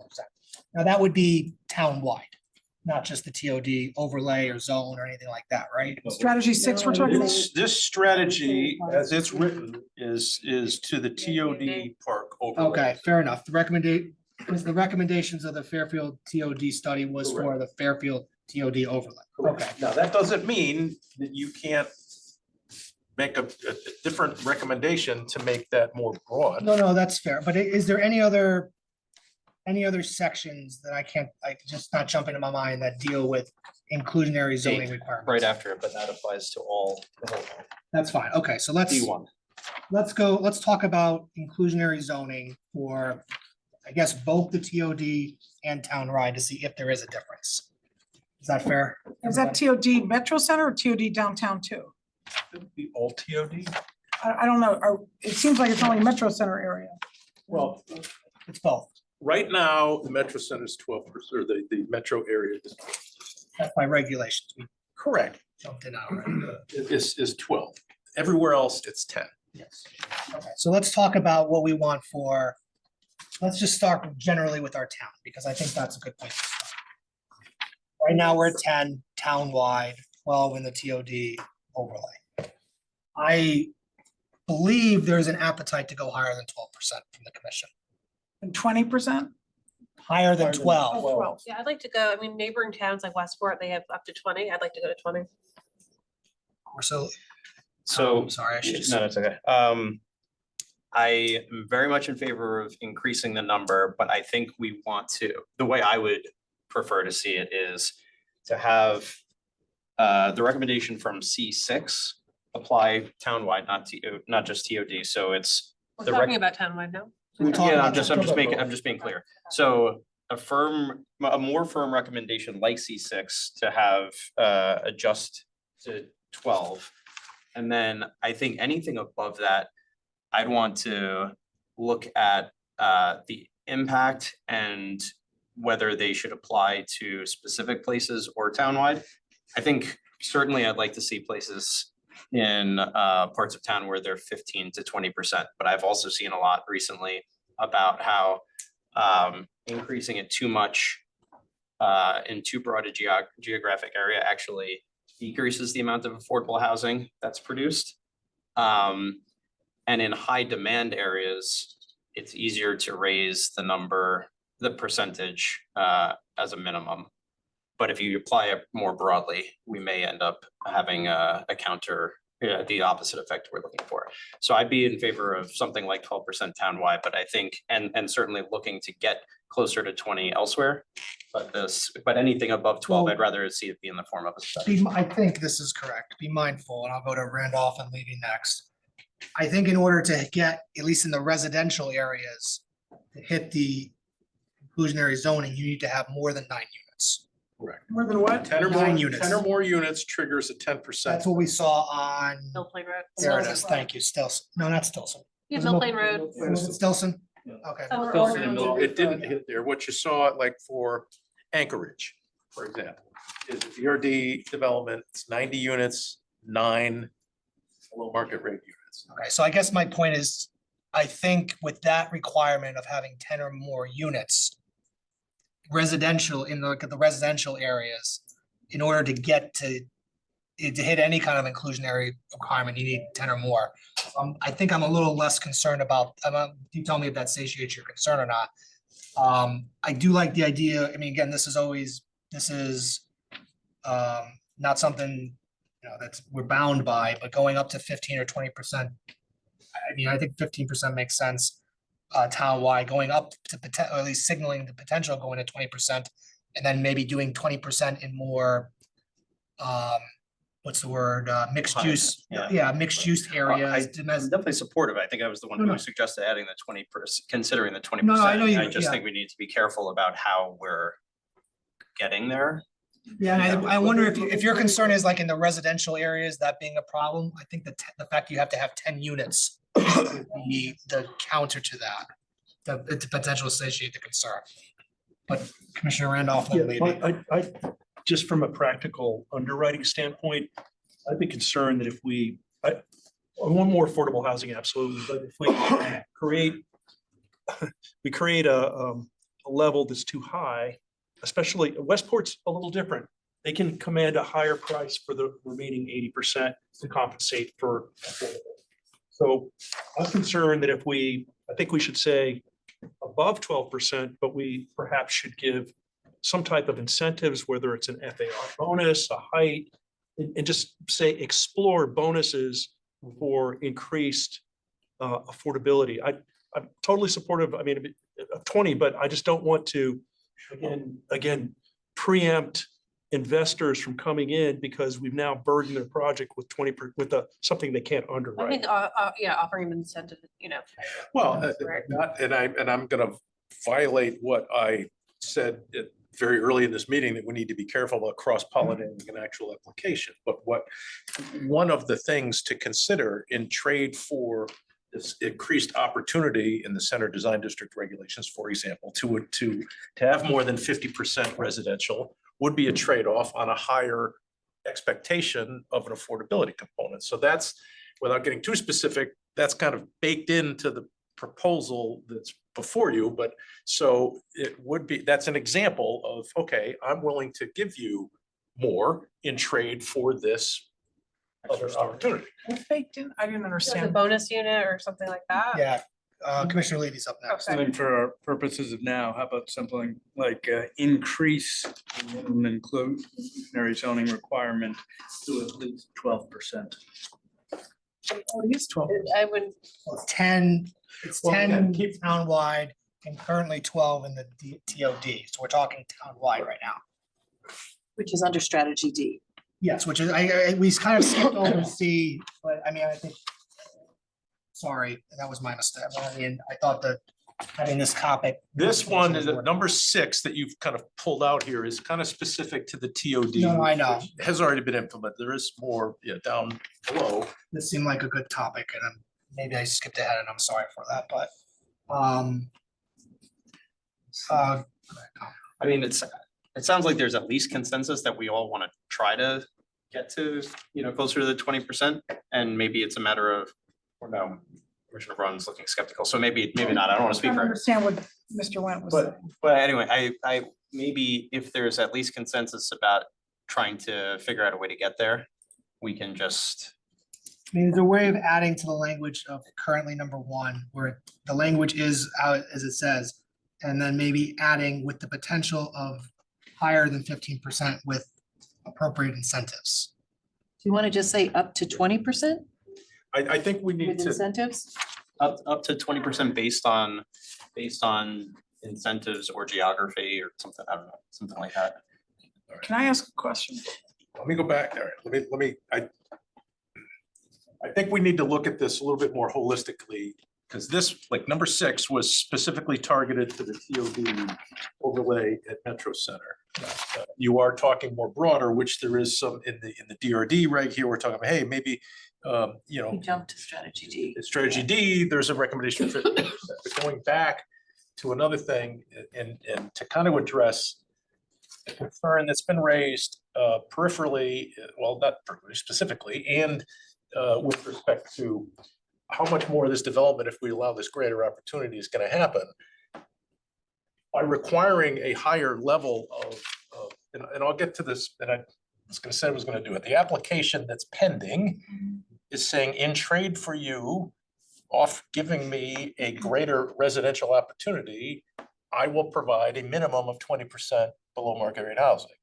That's a higher percentage than we have in any What's the trade-off again? 20%, I mean, what do they get in exchange for that? greater than 50% residential occupancy. See another neighborhood. So that's an example of what Jeff was articulating as trade-offs, that regulations can be structured so you only get that increased opportunity if you provide a higher level of affordability. Now, that does a couple of things. It's going to, not every player is going to want to do 20%. So if that's the bar you set, and it also helps, excuse me, in a mixed-use project to actually produce a higher level of affordability, which helps address the concern that we hear that we want to spread out a broader distribution of where affordable housing units are. So they're not concentrated, as you articulated before. If we have a higher degree in our mixed-use commercial zones, that helps expand that geography in distribution of where affordable housing actually is.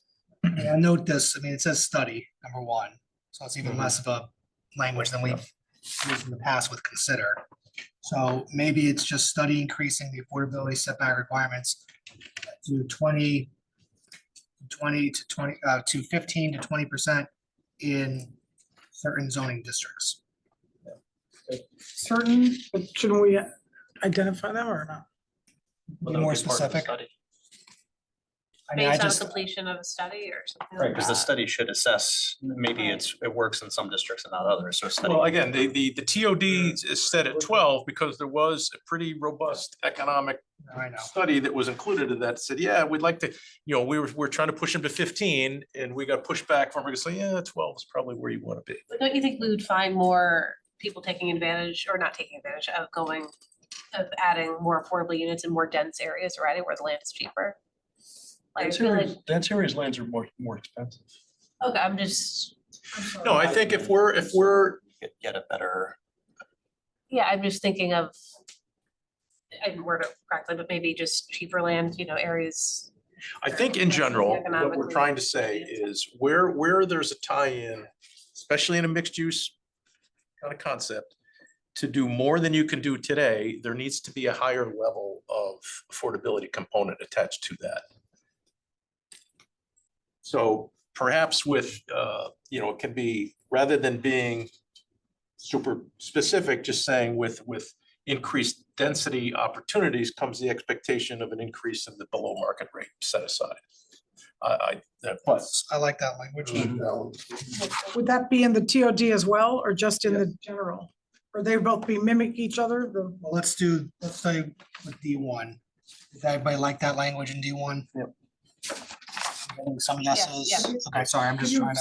phrase that again? Sorry. I'm not sure, but let me Study- finish writing it down. First, don't forget anything. And I'm sorry, we're gonna go back to C because D1, yes. if we can get through the first section tonight. That would Pardon me? be We're the way positive. through. I will have page three. So with increased density opportunity comes the expectation of an increased percentage of affordability. That's at the end of. That's D1. modifying D1. That's at the end of D1, right? Yes. By density, you mean height or what do you? Number of units. Is there consensus on that language? We're in Just give me a D1. D1, yeah, give me Yes. the answers. Okay. I think What was that? that's D1? D1, yes. Okay, Number of page 25. Are we back to C? yeah, let's go back to C. I'm sorry for that. Appreciate that, but, all right, so the first part, Mr. Nguyen suggests is looking through C3 to 9 as it pulls directly from our TOD report, which this commission has adopted. Now, would you do, Mr. Nguyen, for language to C6 that we just discussed? No, I wouldn't, because that's specific to the Metro Center. Yeah. I mean, in all honesty, even D1 still kind of addresses the discussion. To some extent. I remember when we were, I think it was when that first 15 Uncle Road came up. There were a lot of schematics of what different floor area ratios would look like if that regulation had passed that they were proposing to, There weren't. We went back to in the TOD plan, there's some Is that what it was? density study of what different FARs look like. would it be possible to send us what those what those renderings look like so we could? They weren't renderings, they were just boxes. No, there was pictures of different buildings around the post road and Uncle what Road. it would look like with different floor area ratios. That wouldn't be a good example of an FAR study. No, 'cause there it's was- Such an unusual site. I remember seeing a lot of renderings of buildings and describing, this is what a vertical setback is, this is what you could do with this floor area ratio on this size parcel. I don't So recall that for the Umpqua zoning regulation it was discussion. around that I time know what frame. you're talking about, but that's not Building. germane to what we're presently talking Well, about. because we're talking about, I'm looking at number 2, C2. I don't know what that looks like. I understand what an FAR of 2.5. We were I don't know looking at how that 3 through- looks. we were looking at I 3 wanted to through look through 3 through 9 because Oh. Mr. Went correctly suggested or noted that 3 through 9 are pulled directly from our TOD study that we adopted. So if there's we adopted it back in 2019-ish, Mr. Wentz. Yes. Yeah, so it just, consistency suggests that that might be a wise choice to consider putting these into our P O C D. So 3 to 9, is there any suggestions? Can you explain what the schematic is? Is figure 15 on page 24 what explains the expansion of that footprint of the TOD in the Metro Center area? Is that red area? No, the white dotted outline is the suggested expanded footprint to which the TOD overlay could apply. The blue is the Commerce Drive district that's already been established. The blue says proposal also, though. Well, that's been adopted. That the TOD overlay has a line that goes to the dotted white line.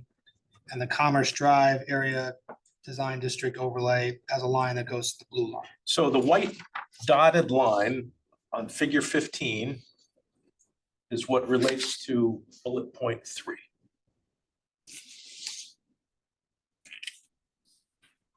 The white dotted line,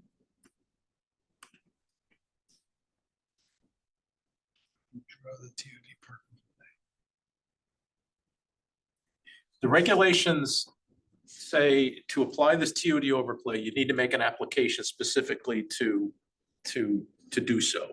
What this map is suggesting is the eligible parcels that would be eligible for that type of application would be bound by that white dotted line. and what are the other lines that are like the blue square to the right? Is that like New England Avenue area? Square to, the blue, the heavy blue outline is the Commerce Drive overlay district boundary. That's the current district. Yes. So the white, is that expanding it from where it is now? And where is it, All right. The where is it white, in now? the white, that's what we're trying to define. Right now, when we adopted that regulation, there's a map that doesn't exist on the zoning map that we're trying to define the geography to which someone could make an application to apply the TOD park overlay. That is the white dashed line on this figure. So this is essentially a proposed zoning map amendment. It's kind of, yes, it's defining the geography to which that overlay district applies, Currently, not proposed. proposed. Then what's the current one? Current one is not overlaying on this map because it would have too much information. Is it the It's- red? it's- No, the red is, all right, the red shading is the design industrial district Current. boundary, the gray is industrial district. The white is the, again, the boundary to which the TOD standards and our regulations could apply. So anything in red, already those regulations apply to. Right. We already have. All right, it's gonna be, it's complicated because the uses that are permitted in that overlay district are what's permitted in the underlying zone, which is defined as either the red or the gray. Plus, there's an opportunity for transit-oriented development overlay beyond that in areas that are in the white dotted outline. This is why I want. one. Red or gray.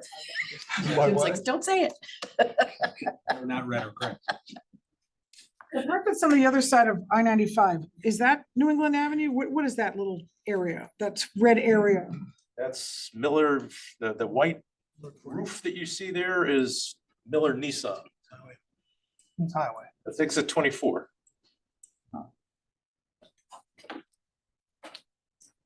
Are you looking, this, That's, okay, yeah, this is, this is exit 24 coming down. This is Okay. Miller Nissan. where's like New England Avenue? Woodland Avenue is here. Oh, okay, It's not eligible and it's not commercial. that would be carved out. Yes. So you're expanding it from what to what? That's what I'm trying to figure out. Okay. Yeah. That's a question that this map does not answer. Okay. Finally. It's just defining the geography to which these No, I know. other recommendations would apply. I heard that. Any thoughts? Like I said, this is kind of part of our DOD. I'm good with this.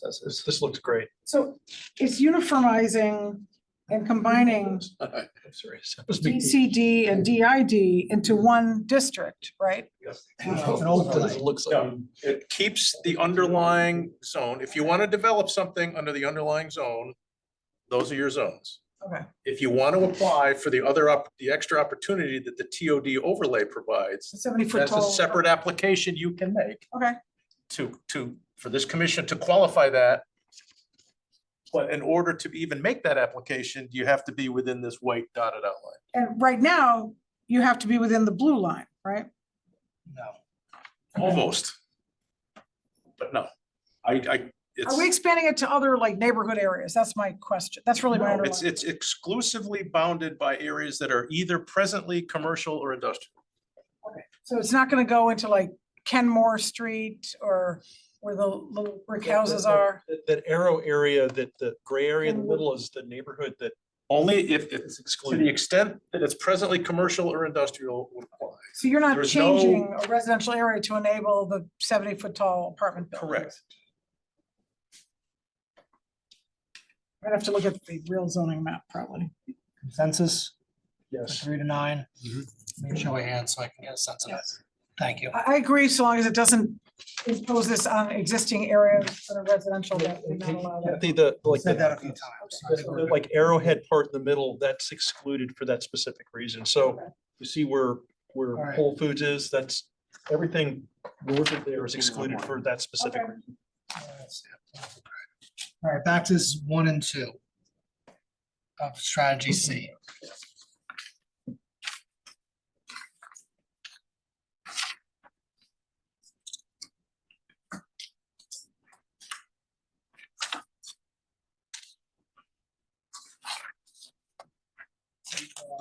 Again, from our development study, but with respect to the center.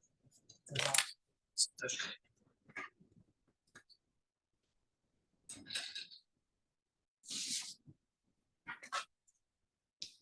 Just a question, what's our current height is 48? In the center design district, it's 5 stories, 50 feet. 50. So we're going from 50 to 52. And down the four. 5 stories to 4. Page Rihanna, again, I'm sorry. Okay, 23, C, 1 and 2. Strategy C. I support these. Yeah, I mean, I've seen these enough where. And this C 1 and 2 only relates to the downtown district? Keep in mind, in number 2, we're talking about increasing to 2.5. We originally proposed 3. And when we had the discussion that you referenced with some of those diagrams and schematics, it was the consensus to reduce that recommendation from 3 to 2.5. The What is present it now? FAR is 2. And do we know? Only you can explain this. That's true, but I don't know what I'm trying to explain, but Come on, Jim. It's hard for me to understand all the criteria. How many buildings downtown could mushroom up to 52 feet, given the FAR changing? And we haven't talked about parking reduction. well, it goes back to all of those factors we talked about Mhm. before. That if you want to create the opportunity for more housing types at more than 50% of the area of the building and a residential. 4-story building, you can't do it at an FAR of 2. So we thought 3 was too much, so we scaled it back to 2.5. But again, you can only get to 2.5 if you've got the requisite parking that you need for however many units you're providing at the 1.25 spaces or whatever number you settle on. Plus, if there's commercial mixed use, the commercial component also has to have its contributory parking to get to the total number of parking spaces. And are we I also, can't answer that question in the abstract. are we also relaxing parking regulations?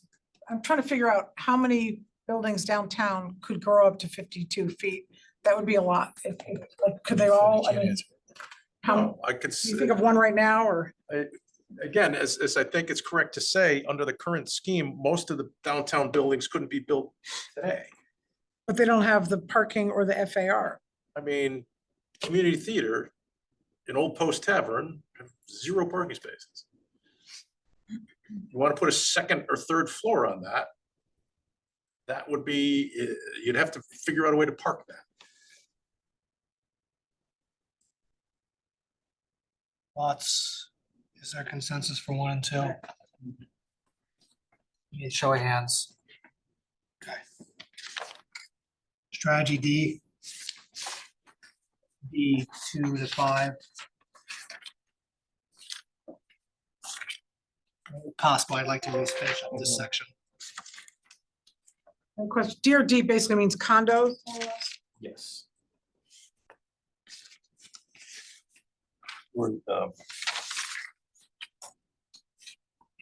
I have a conceptual question, if I could. Yeah, here, let me just give you a quick, this may help you. So what this talks about is kind of came up in the context of Stilson Road. You have the Stilson Oaks folks coming out, they live in a beautiful 32 unit condominium adjacent to, right? Yeah. You couldn't build that for them. All of the places that we heard during not all the places, many of the places we heard about during the public hearing, Woodfield Village, Stilson Oaks, Pine Ridge Condos, Salt Meadows, all the places that are kind of coveted places to be now because they're places where you can downsize to without maintenance and condominium style living. Every single one of those developments were battles in the mid to late 80s when they were built. It's going to ruin the neighborhood. It's going to ruin the neighborhood. It's going to ruin the neighborhood. And now 30 years later, they are some of the most coveted places to be. But yet in the late 80s, the density requirements were reduced so much that it's impossible to produce that type of housing now. So what we're suggesting here is maybe we're at a point to revisit what the regs used to allow, to allow an opportunity for a denser development.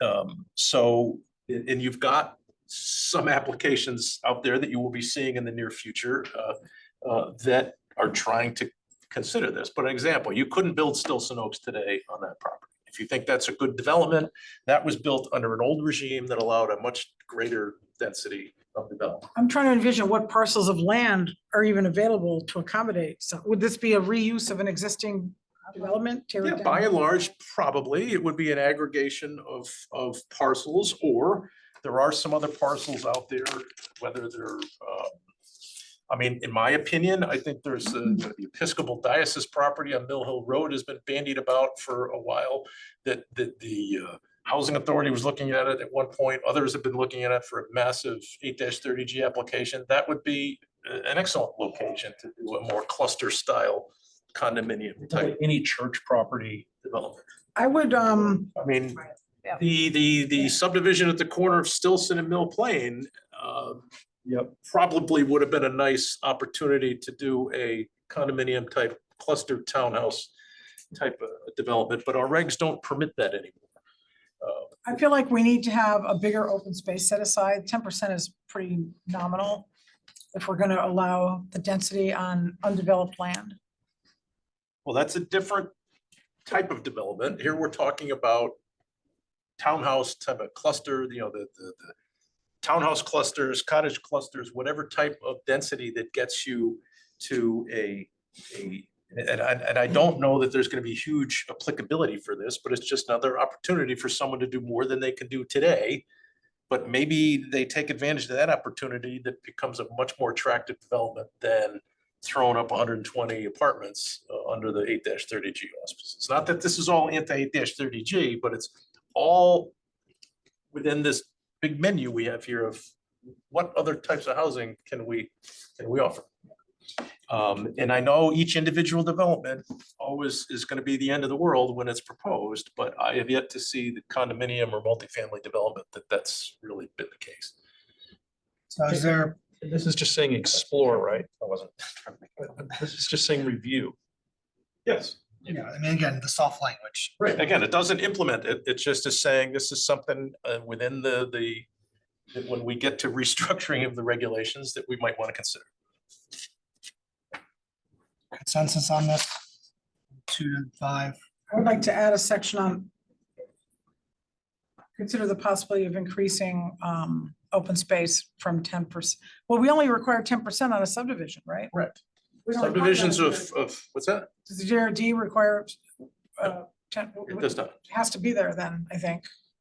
In my opinion. When we do the review though, wouldn't that be the time to discuss that? Yes, if you want to bake that into the language that they ultimately adopt. God bless you. It won't be considered if it's not put in here, and I think it has to be put in here. Or is it more applicable to put that? Well, why don't you just add it to the bullet point at the end? Reviewing lot coverage, building coverage, and floor area limitations, as well as potential open space provision. Fine with that. Good suggestion. All right, so we're good with strategy D. Strategy E. Let's do this. No, let's see, and feet in the flood zones. This is just, this is the counter to,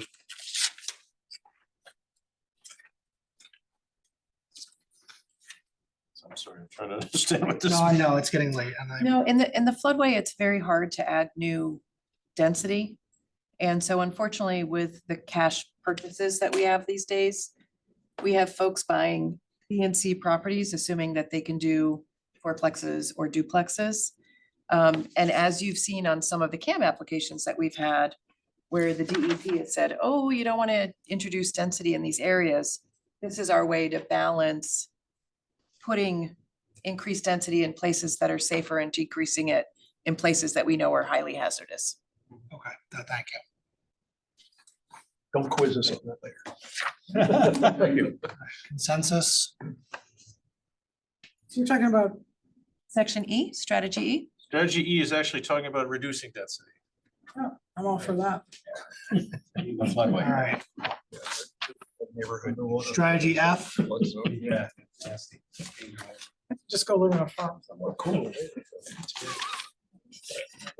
strategy F. What's that? I didn't hear. F isn't Frank. Again, right now, this is just right, you've got 11 or more, 10 or more dwelling units where you're required to have 3 spaces per unit. This is just suggesting maybe 2 spaces is enough. And less, but you could do less if you're in, transit overlay district. And also, there's also another requirement that on top of the 3 spaces per unit, you need to add another quarter space per unit for visitor spaces. So again, just overall, within the context of the design residence district regulation, there's an opportunity to be less burdensome of how much parking we demand. I've got an add to this, which I think Right. Kathy, you'll appreciate. So these spaces, parking spaces create impermeable surface. So I would say require no more than 2 spaces. I think we want to have fewer parking spaces, more on-street parking, less paved area. That's my proposal. Jim, you were mentioning, or sorry to jump ahead, earlier that there's evidence that really these new developments, including the 8-30Gs are really using 1.2 parking. spots with Our our here. regs in the TOD are the lesser of 1 space per bedroom or 1 1/4 spaces per unit. And those TOD, I mean, right next to Metro, Alto in Trademark, they're getting by just fine, those numbers. The 8-30Gs across the board, if you look at the average of all the developments that have been authorized, the average number of parking spaces is 1.3. Some are less, some are 1, some are 1 1/4, some are 1.2, but we haven't seen one that's resulted in people parking off-site. So could we go less than 2 here? Well, it's saying no more, what Jeff is suggesting is no more than 2, but unless the way it's phrased is required to unless you've got a transit-oriented district, which we already provide for less. I appreciate what everybody is saying about less parking spaces, and I was initially in favor of it. I have 8 Fairfield U kids who live next door to me. They don't use their driveway for some reason. They all park on the street, and they're fine, they're great, but College kids don't move I their will tell cars. you, it is impossible to get on my driveway because the line of sight is often blocked. It's hard to see if someone's coming, and I just think it could be a public safety. That's the different, I agree with you, but that's a I different, didn't believe it till I saw it. that's a different thing, Yeah. because, and we see it, particularly in multifamily streets, and a lot of the neighbor correspondence you get, talk about on-street parking. Well, they're not using their own driveways. We require that each unit has to have a minimum of 2 off-street parking spaces. We can't compel them to use them. Right, right. I mean, we have lots of people that have driveways that own 2 or 3 cars. Their driveways could fit 2 or 3 cars, but they only put 1 or 2 in the driveway and 1 in the street because they don't want to have to, whoever's up first in the morning to go to work doesn't have to jockey around the car. Cars. So the spaces are there, but they're just not being. Townwide, Yeah. any district, Hold on, let Tom go. 2 spaces per unit? Kathy, let Tom go. 'Cause he Oh, was- sorry. it's all right.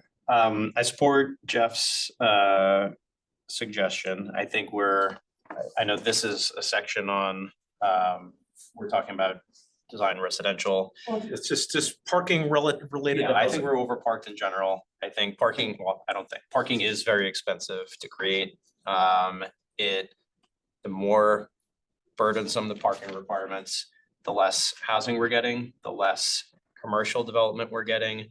And that's hurting us, even putting housing aside. I mean, that's hurting our economic development and our grant list. So I think I'm all in favor of putting a max of 2 spaces for that requirement. And then, I don't know if you had this, and then I guess I'd be in favor of point number 2 also. I mean, and when it comes to apartments, I don't see any reason why we would be requiring more parking spaces per unit for larger buildings, like the same number of people have the same number of cars. That doesn't change. That's, Yeah, the reverse is true. The more units you have, the typical economies of scale that you accrue, you have 100 units, you're much more likely to have a mix of 1-car households to balance the 2-car households than you do in a smaller project.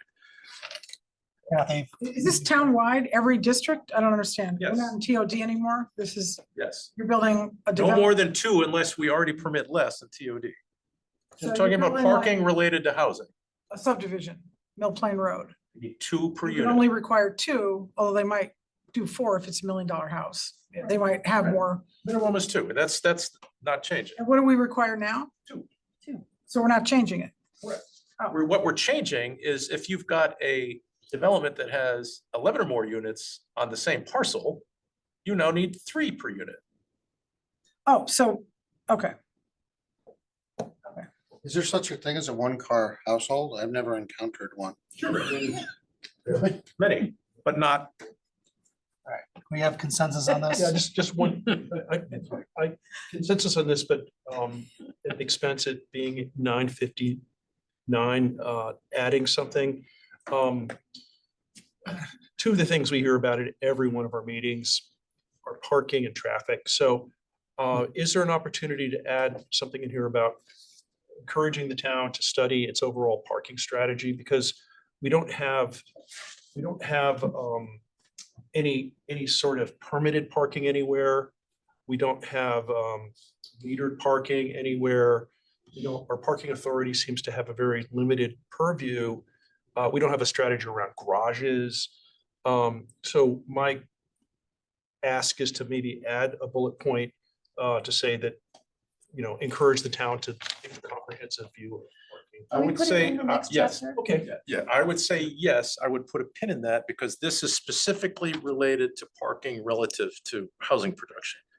If you're talking about more global review of parking, I think that's more in a, As long as the residential gets included and the parking isn't just looking at the train station, because that, I think right now, many municipalities have permitted parking on the street. And I think that might ease a lot of neighbors' concerns with, too many kids parking on the street. So as long as it's addressed. yeah, I would save that. I don't think it belongs here, but I appreciate the Just recommendation. make a note, Jeff, staff, just so we can discuss it next time. Strategy B. Okay. Chapter. Okay, thank you. Consensus, can I get our hands, please? If there is, all right, and last one, and then we can call it. I would think this is pretty simple, but this is don't have a Yeah, that's according to state statute on the size of the units, right? Pretty simple, straightforward. Which statute, what are we talking about? What statute? state statutes now prohibit a minimum prescribed dwelling unit size. Change to 8-2 that was made several years ago. You could have like a mini home. There was a tool that was used in our regulations had very modest minimums, but some communities say you can't build anything less than a 2,500 square foot single family It house. looks funny. Well, it's exclusionary and purposefully so. Consensus on this last one. Obviously, yeah. Yeah, I would hope so. No-brainer. Okay, Around the can. all right. So Um, when are we doing this again? Maybe the major question. Same time next week. We're gonna do it tomorrow night. Listen, thank you for the So discussion. we clearly need to keep this conversation. Yeah, I don't want to forget anything that we said tonight. Well, that's been half the Well, problem. That's the risk, right? This is, I mean, listen, good conversation. obviously back and forth and disagreement, fine, that's good for. You can keep that if I can keep this. Can I keep this? Yes. Oh, I emailed need my to- red lines. Can you post that, even though it's probably not? Posting the red lines, I wouldn't do that. What are you referring to? Well, I She sent emailed out. some of my suggested changes. You're just before you got here, right? Yeah, like 5 minutes ago. I was wondering what Up to the I was just gonna ask you what you're reading from. I haven't seen it. I wouldn't post No, edits, our edits to the I draft. wouldn't- That's like work product. no, Yeah, let's I not, wouldn't let's not do to that. Yourself, it's Ross. Okay. I saw other ones posted, but that might have been just because they were part of something scanned together with something else. Well, they're public, they're commission, they're other commissions and things like that. We need to have another planning session. We will look at the edit, we will look at our calendar to see what has to be done. This seems to work better, having a special meeting as opposed to at the end of a hearing. Oh, yeah, yeah. We're not even close, I think. Yeah. Please, we're gonna try and do this again as soon as we can because we need to keep, if we forget things, we're just rehashing things we discussed. I think at the very least, we put to bed one section that we can go through the rest. The best we can kind of, I guess, prepare as we have, better or worse. If we can do it better, just to move things along. And I think we're in this kind of a mode though, is going through it recommendation by recommendation by recommendation, unless there's something in the body that we need to discuss. Getting consensus about what we're gonna do. It's not binding. We just need to kind of get to a final draft. Yep. That we can present to the public and then potentially have executive discussion. I mean, that, anything is subject to change, but that's, I think, the 20,000-foot view of what we need to do with this going forward. There? Thank you. I think that's what, before, and thank you, Mr. Chairman, and for No, it's- pushing this along, and I really appreciate everybody's comments. I'm sorry if I was on my soapbox too much. But looking just in the effort to keep things going, I know we are booked for the 3rd, the 10th, and the 17th of December. Thankfully, you've got next week off, so you have Thanksgiving week. Yay, please enjoy your- You wanna do that? What? You know what, I was Take next week thinking, off? Yeah. at 9:30, I looked and I thought to myself, because I knew the calendar, I was like, I can't put this on for next week. What's wrong with the 24th? Yeah, that might be better for some. Well, I mean, I'm Tuesday, up for that. Thanksgiving week is gonna be a challenge for some of you. I would No, and I'm joking. So we're, Oh, I'm not. If you tell me that otherwise, I'm. Is there a reason we I can't have do to get Friday. together 3 weeks in December? Like, are there deadlines that are? Yes.